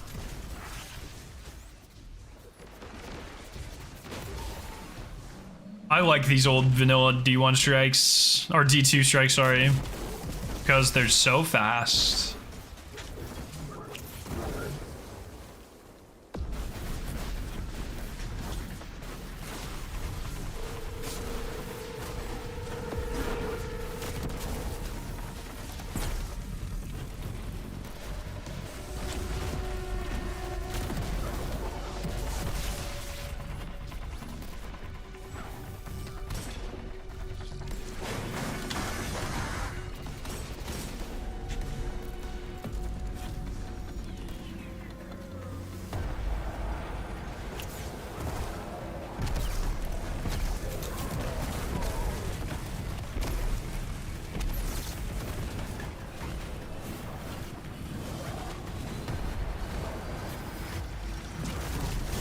The actual proper courage system, which I think is valid, is certain aspects like the Vex Ankara wager. I don't know what that is.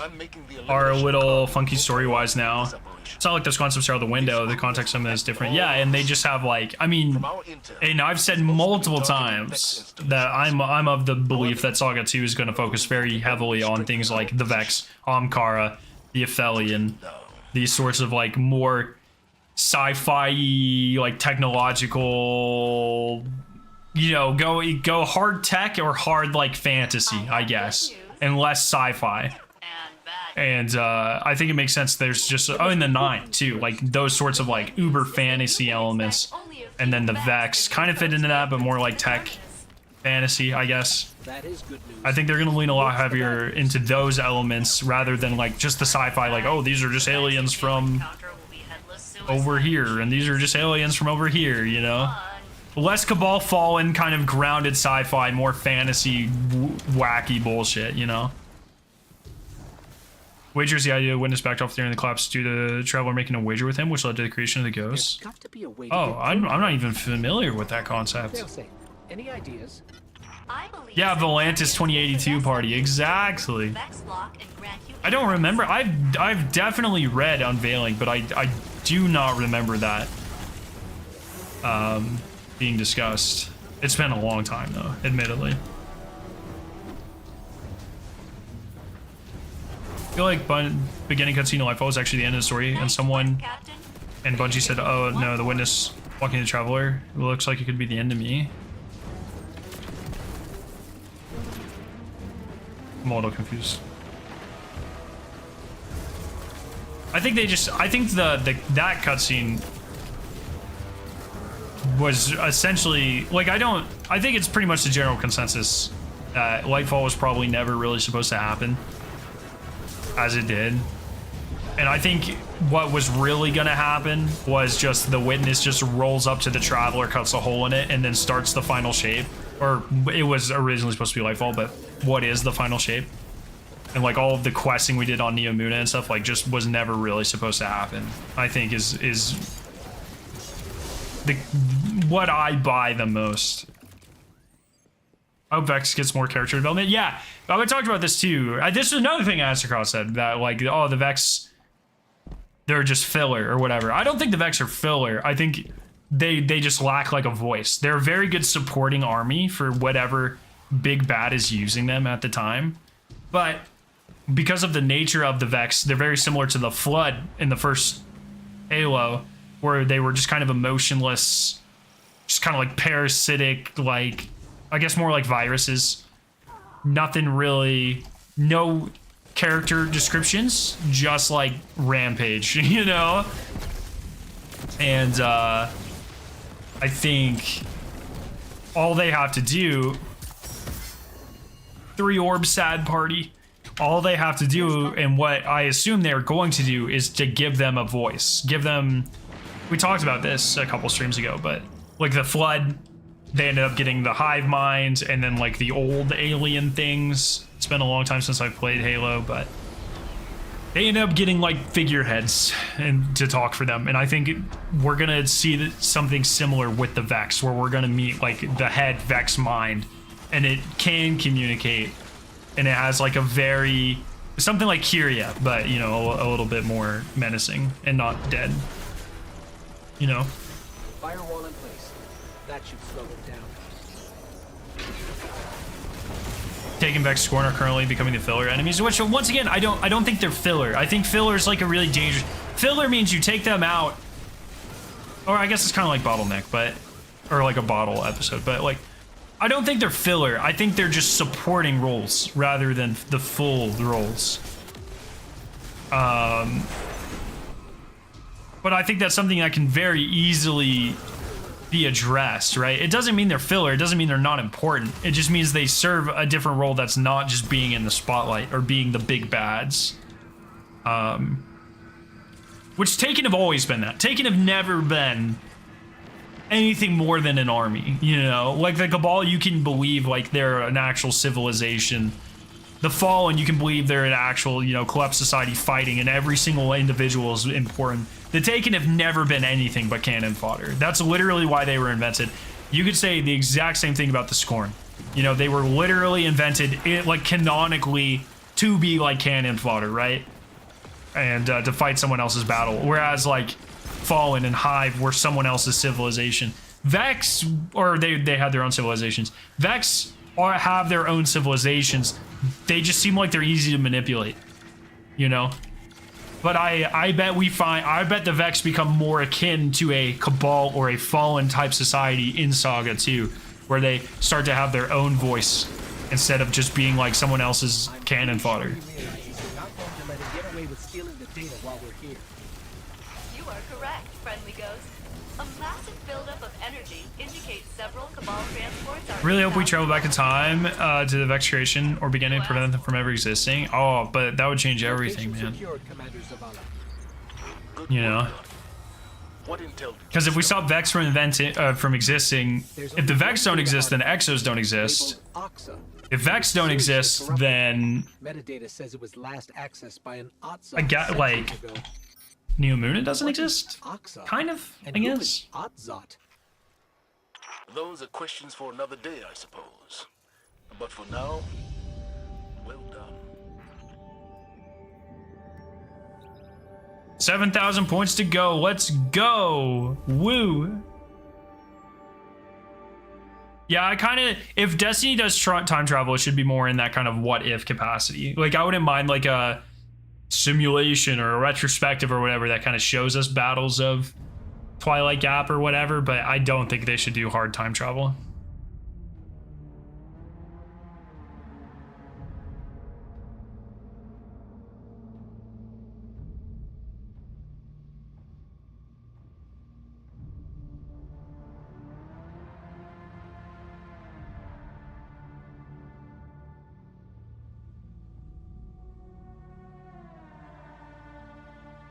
What is that? Oh.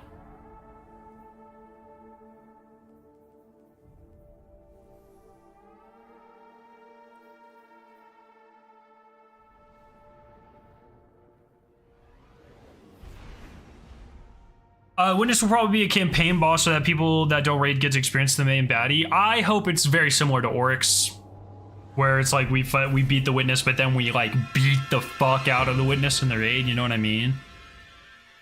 That's what I hope it is.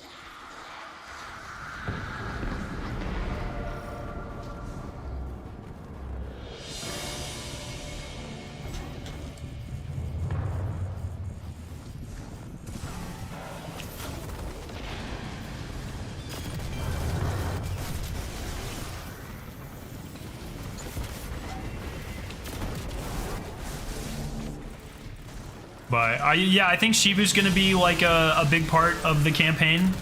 I think she'll either be a campaign boss or like an encounter boss in the raid.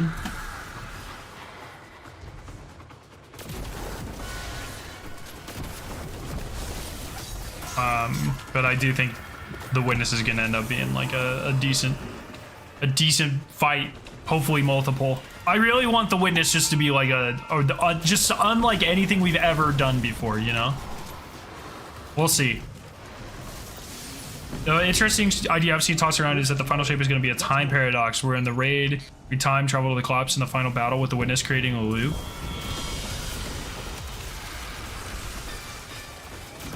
And we stop the collapse from happening by beating... Ooh, that could be really interesting. That would be very cool. I don't know how that would work, but fuck me, that would be cool. All right, Lab, what you want to see?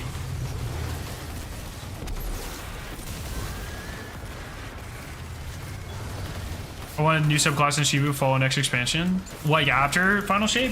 I think Shiva's gonna be very dead. I think the Hive have to be kind of gone after Light and Dark Saga. It's on Discord? Okay. All right, after this strike.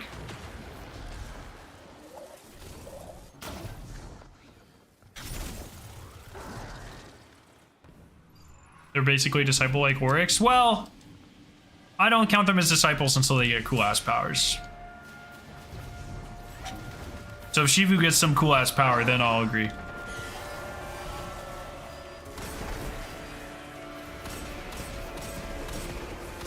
But until then, she's just a normie. Some nerd neck looking, string bean looking ass.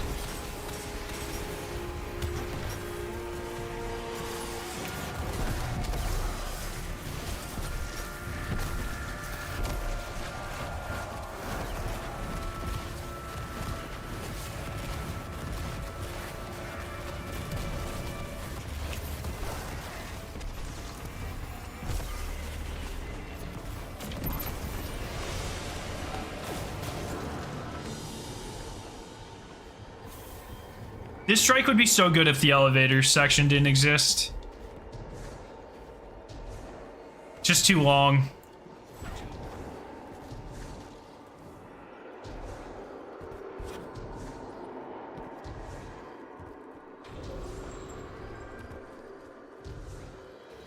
Not gonna lie, all I need for Final Shape is a special exotic sword made of pyramid tech. Dude, that is so specific. Weird how Saturn has such a long name compared to her siblings. I guess, I don't know.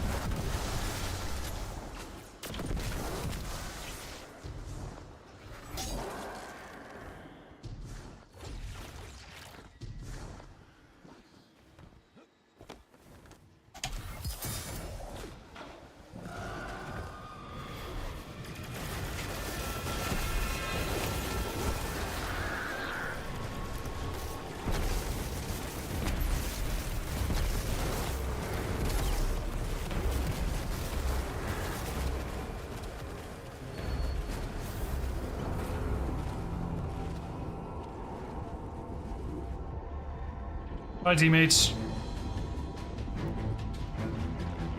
Bye, teammates.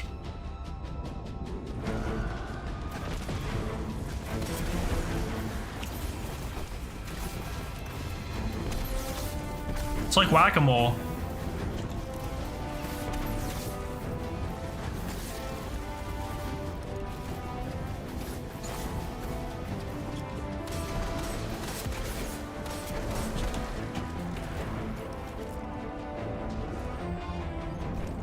Oh, they hard-gated this boss? No way. That's really annoying. Well, I just don't understand. What is the point of making strikes longer? Why do they do that? What is the benefit for making this Vanguard strike playlist take more time? I just don't understand. That's just a mentality I just don't get, man.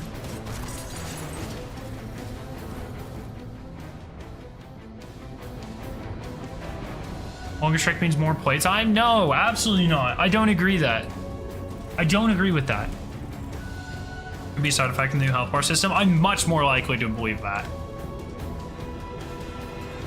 I don't think Bungie's really like stressing about squeezing out 20 more seconds of playtime, you know?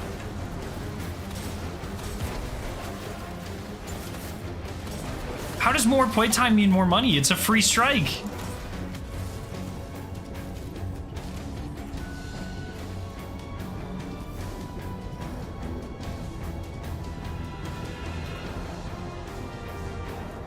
Thank you. It's an idea that everything must be challenging. Sacrifice fed for challenge? No, I don't believe that either, because Bungie's definitely not had that mentality. I agree that there should be challenging things in the game. Adding another fucking guaranteed phase to a strike boss isn't difficult, and I don't believe that Bungie thinks it is or should be either. There's something else. There's another explanation. I don't know what it is, but there has to be, man.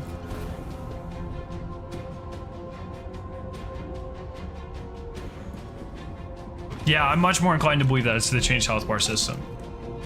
Maybe it's just not a visual thing. I don't know.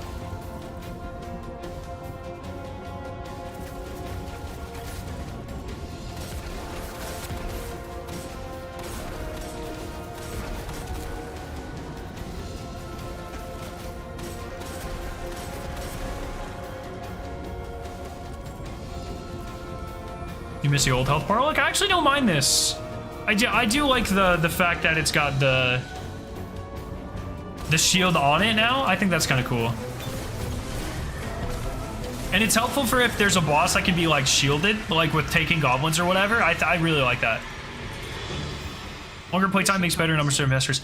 I refuse to believe, unless I see some hard data, that you know, an extra 20 seconds or whatever makes any meaningful difference on the play numbers in a handful of strikes in a playlist that most people don't spend a lot of time in. You know, what's it equate to? 0.0025 more playtime? Like, I don't more playtime. Like, I don't think that's it. I really don't. There's not there are so many things they could do to increase playtime artificially. This is the dumbest way they could have done it. I don't agree with that take at all. I don't think that's a rational explanation, personally. Unless I see some actual data that's like, oh no, this adds like 100,000 player hours per month or whatever. Then I'm like, okay, now I kind of get it. But I just don't believe that many people are playing the 2 specific strikes that got changed.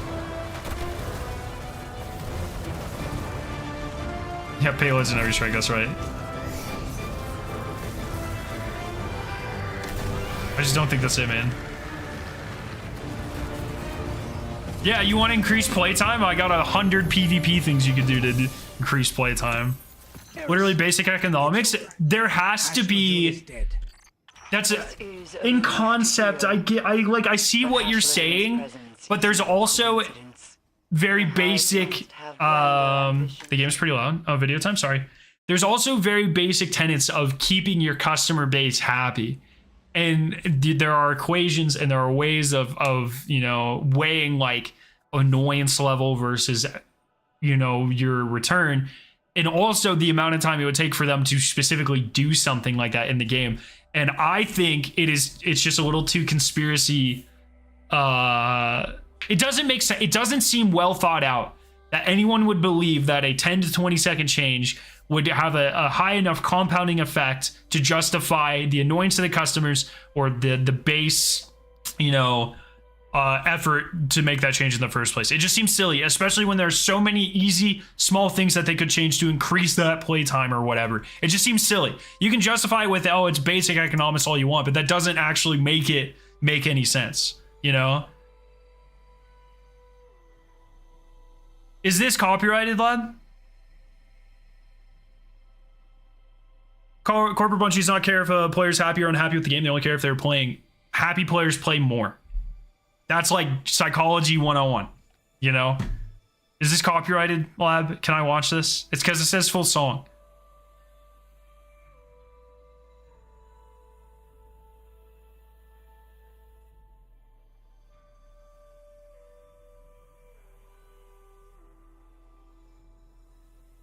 It's not? Okay, we're gonna watch something that Lab sent me called Mayonnaise on an Escalator, full song. Oh, Jesus fucking Christ. Mayonnaise on an escalator. It's going upstairs, so see you later. My boy, to the sky. I wanna see you as you get so high. I know you're not in the sky, you're escalating away. Out of my life, and out of my day. But back at me now, I wanna see you again. Give me my mouth, and mayonnaise is free mayonnaise. Mayonnaise. Mayonnaise.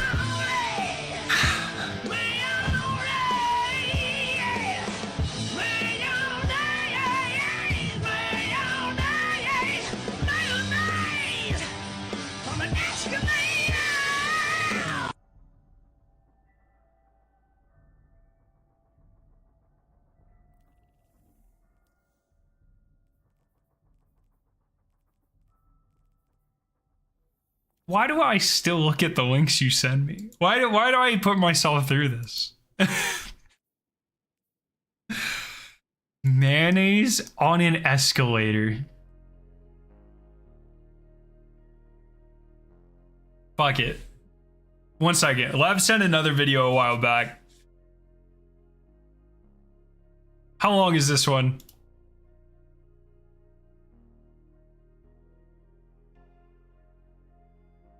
If this video isn't too long, we'll watch this guy too.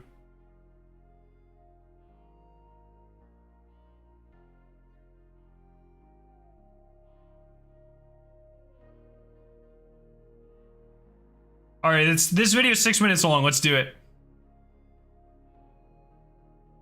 6 minutes long. Is your car safe from a super maneuverable air defense fighter aircraft? This is the Audi RS6 Avant.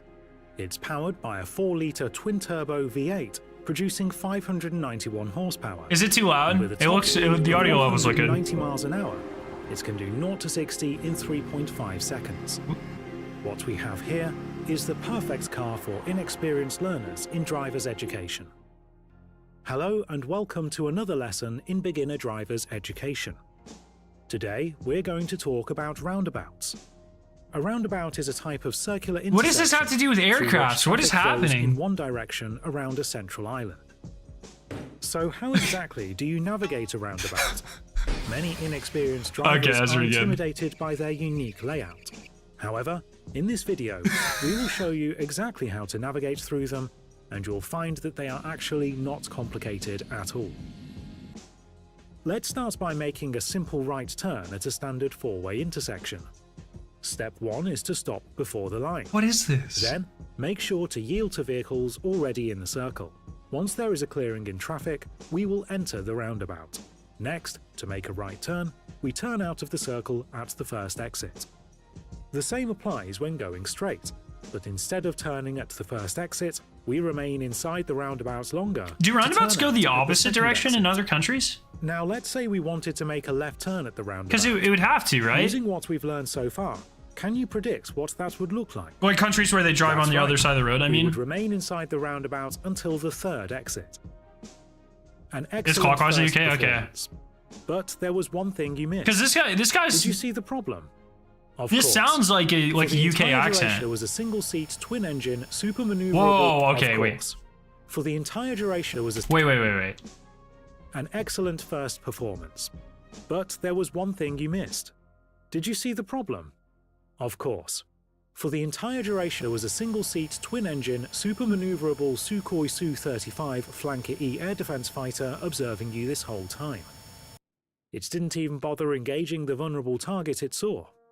It was like watching an injured fish flailing about the water. It didn't even consider you a threat because it was too busy laughing at your complete and utter incompetence. Petulant child, it thought to itself. The blithering idiot can't even drive in a circle. Humiliating. But don't worry. That's why we're here today. What the fuck is this? Video, we will explain the various methods with which we can eliminate such vulnerabilities in the future. We have several options to do this. One of these is to install anti-aircraft armament on the vehicle. No. For example, we can use the Dutch Goalkeeper fully automatic close-in weapon system. This guy took the time to model all of this shit. What is this? It's equipped with a GAU-8A Avenger 30mm hydraulic 7-barrel Gatling gun, an I-band search radar capable of handling 18 targets simultaneously, and a dual-band tracking radar for fire control. With this equipment mounted on your vehicle, you will be able to effectively defend against conventional aircraft, highly maneuverable missiles, and other surface-borne threats. There are, however, a few drawbacks and practical limitations to mounting a CIWS system on a car. At almost 4 meters tall, the Goalkeeper CIWS system is bound to cause some spatial limitation problems, like getting caught on overpasses when driving under low bridges, and good luck trying to park it in your garage. Yes, it may cost a few million to repair the damage, but the cost on your dignity from blundering a multi-million euro weapon system because you can't drive a car properly is a bit more than that, so that doesn't work. We are thus left with one other option, which is to lease your own Eurofighter Typhoon twin-engine Canard Delta-wing multi-role fighter from the Österreichische Luftstreitkräfte and beat him at his own game. Take your Typhoon up there and swat the annoying Mosquito out of the sky by challenging the infantile pillock to a classic World War II-era dogfight like a real man to show them who the real king of European airspace is. You have a 27mm Mauser BK-27 autocannon. He has a 30mm Grayevtsev Shipunov Gushar 30-1 autocannon. No fancy maneuvers, no guided missiles. It's pilot-to-pilot, plane-to-plane, and gun-to-gun, in a show of pure aviation and gunnery experience. You've already had a few hours behind the wheel, so you should have no problems executing basic fighter maneuvers in an aerial engagement. Remember, maintain your aircraft's energy, keep his tail on your line of sight, and relentlessly pursue the insufferable oaf that insulted your driving skills. If he gets behind you, break out the rolling scissors and force an overshoot. If he tries to turn away, execute a barrel roll attack and maneuver your crosshair towards his line of travel. He can't escape you now. Press whatever advantages you have at all times and maintain situational awareness. If you have the altitude advantage, you may attempt a high sideguns pass by entering a powered dive and attacking in a single high-speed pass. When you have the airspeed advantage, you can execute a high yo-yo for increased maneuverability in a turn fight. What the fuck is happening? Now who's laughing? With what you have learned from your driver's education course so far, you should be able to make short work of an enemy aircraft. Oh no. Now that the annoyance has been taken care of, we can navigate the roundabout in peace. Observe as we navigate the traffic circle while obeying all traffic laws and driving under the speed limit. I fucking knew that was gonna happen. I fucking knew that was gonna happen as soon as...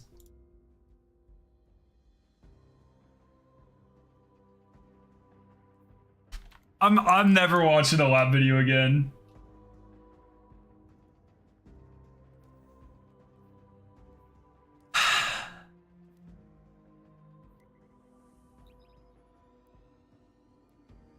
What was that?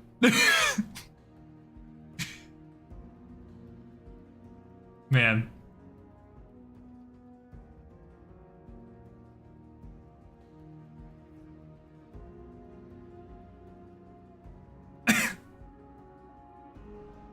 Maybe I should do a Destiny meme stream where you guys send me all your best Destiny memes or meme videos or something. And then we'll just react to them. That could be kind of fun. Lab's not allowed to do that though.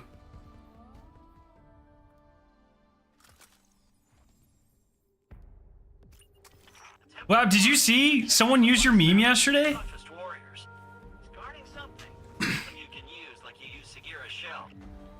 Dude, when he started going like super in depth in the dogfight maneuvers, I mean, like I just had no idea what was going on. Ooh, Forcer ones would be pretty fun too. Yeah. Yeah, maybe we'll do that. Maybe we'll do that. Hey, that's our guy, the one guarding the temple. Oh, you didn't make that. I thought you did. Oh. I thought you made it, man. Damn, what? He's just a meme thief. You're not that funny. Fair enough, dude.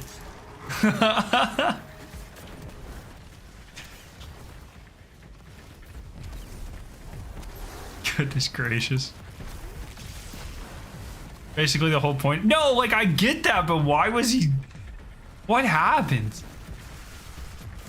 Just like how? Why do you have that idea to make that video? Oh, I don't have my finish key mount. This is gonna suck.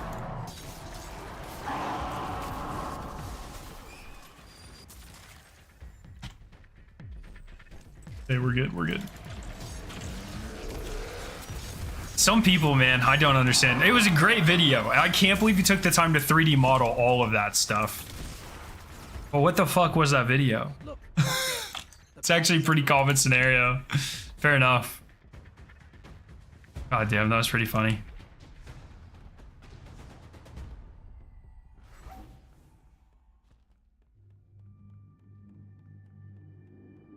That was pretty good. It was pretty good. I'll give you it. Yeah, maybe I'll think about setting up a Destiny meme react stream where you can submit stuff, or maybe you submit stuff early, anything like that. No, the only roundabout we have around me is on our way back from the store. My way to work's mostly just interstate. Can I speedrun this? I've never even tried. But can I just like go here?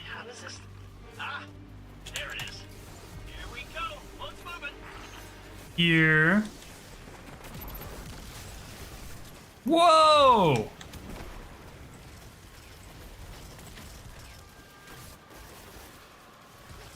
Oh, I lost my fucking... No! Thank you. I think if I would have had something... So you can just go up here. I've done that before. And then you can just jump up here.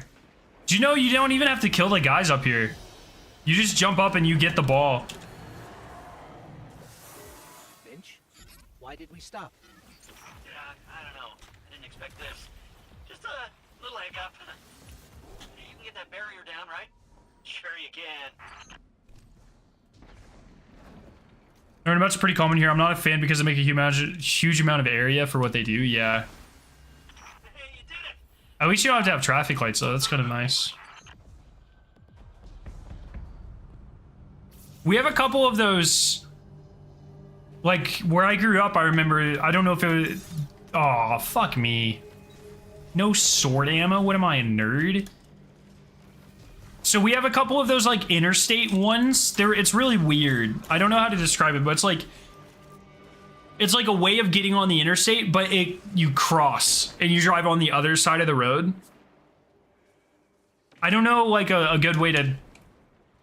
But they usually go under, like, interstate. They either go over or under the interstate, and it's like, there will be traffic lights, and if you're going on the interstate, you'll then start driving on the left side.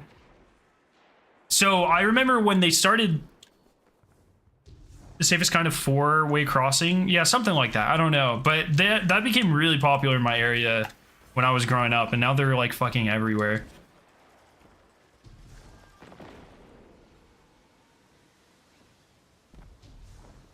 Double diamond interchange. Sure, that.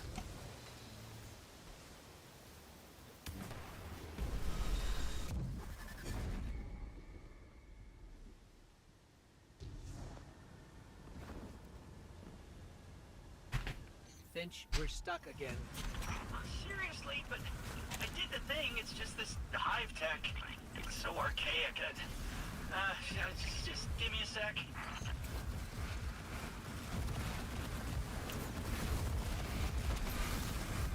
Got it. Still don't have any sword ammo. This is tragic. I'm gonna have to run through this like a normie.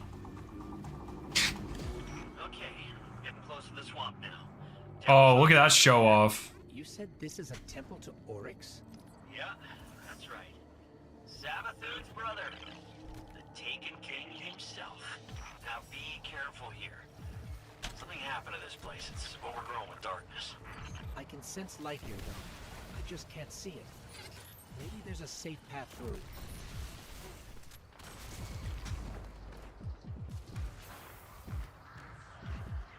Man, I am excited if Crota comes back to see what they do with it. I bet they could do something really interesting.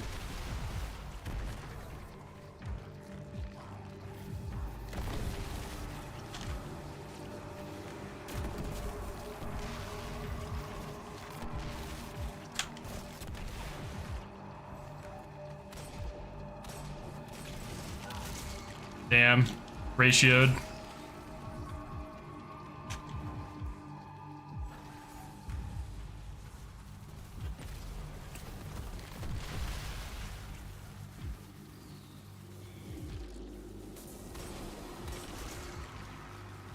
Crota as a tormentor? Absolutely not. Absolutely fucking not. Under no circumstances is that idea allowed to be correct.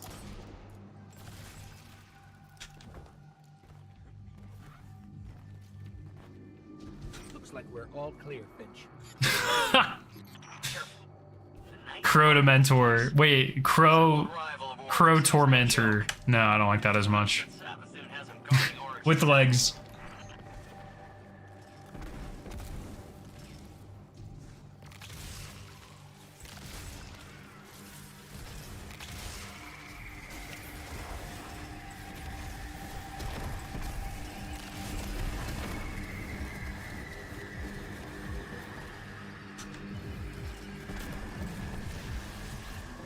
Scream.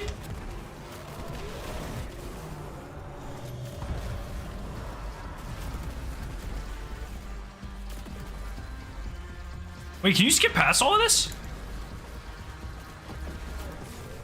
No! The end of Crow's legs. Ugh, I don't know what it would be, man. The Oversoul with legs. It could be kind of fun. I really hope they tell us. I mean, no, we probably won't know what the raid is until August 22nd, right? Almost certainly. Why would they tell us before that? I guess a better question is why wouldn't they tell us before that? But, you know. Bungie things. But yeah, we'll probably find out on August 22nd what the raid is. Bruh?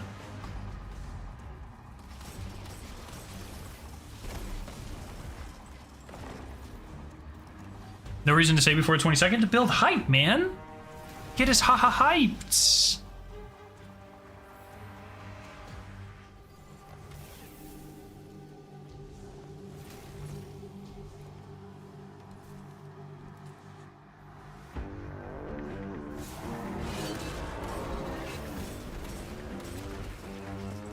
Dude, this goes so hard.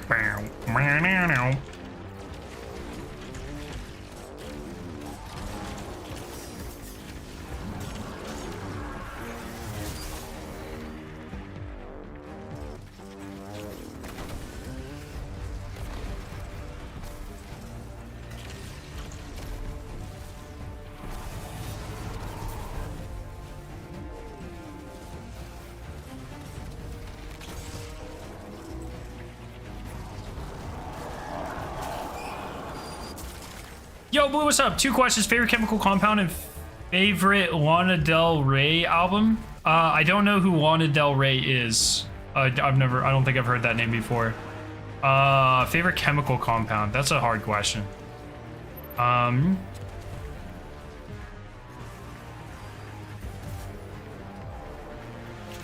trying to think. So all of the polymers I worked with in grad school were pretty cool.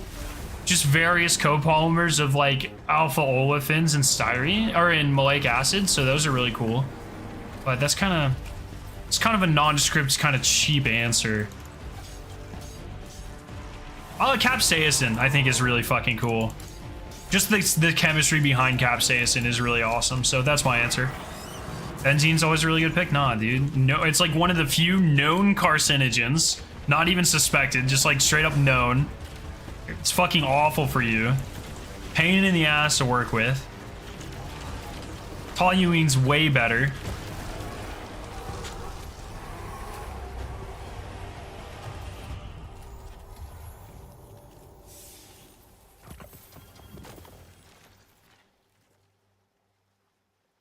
Aromatic compounds are cool. I prefer naphthalene to benzene.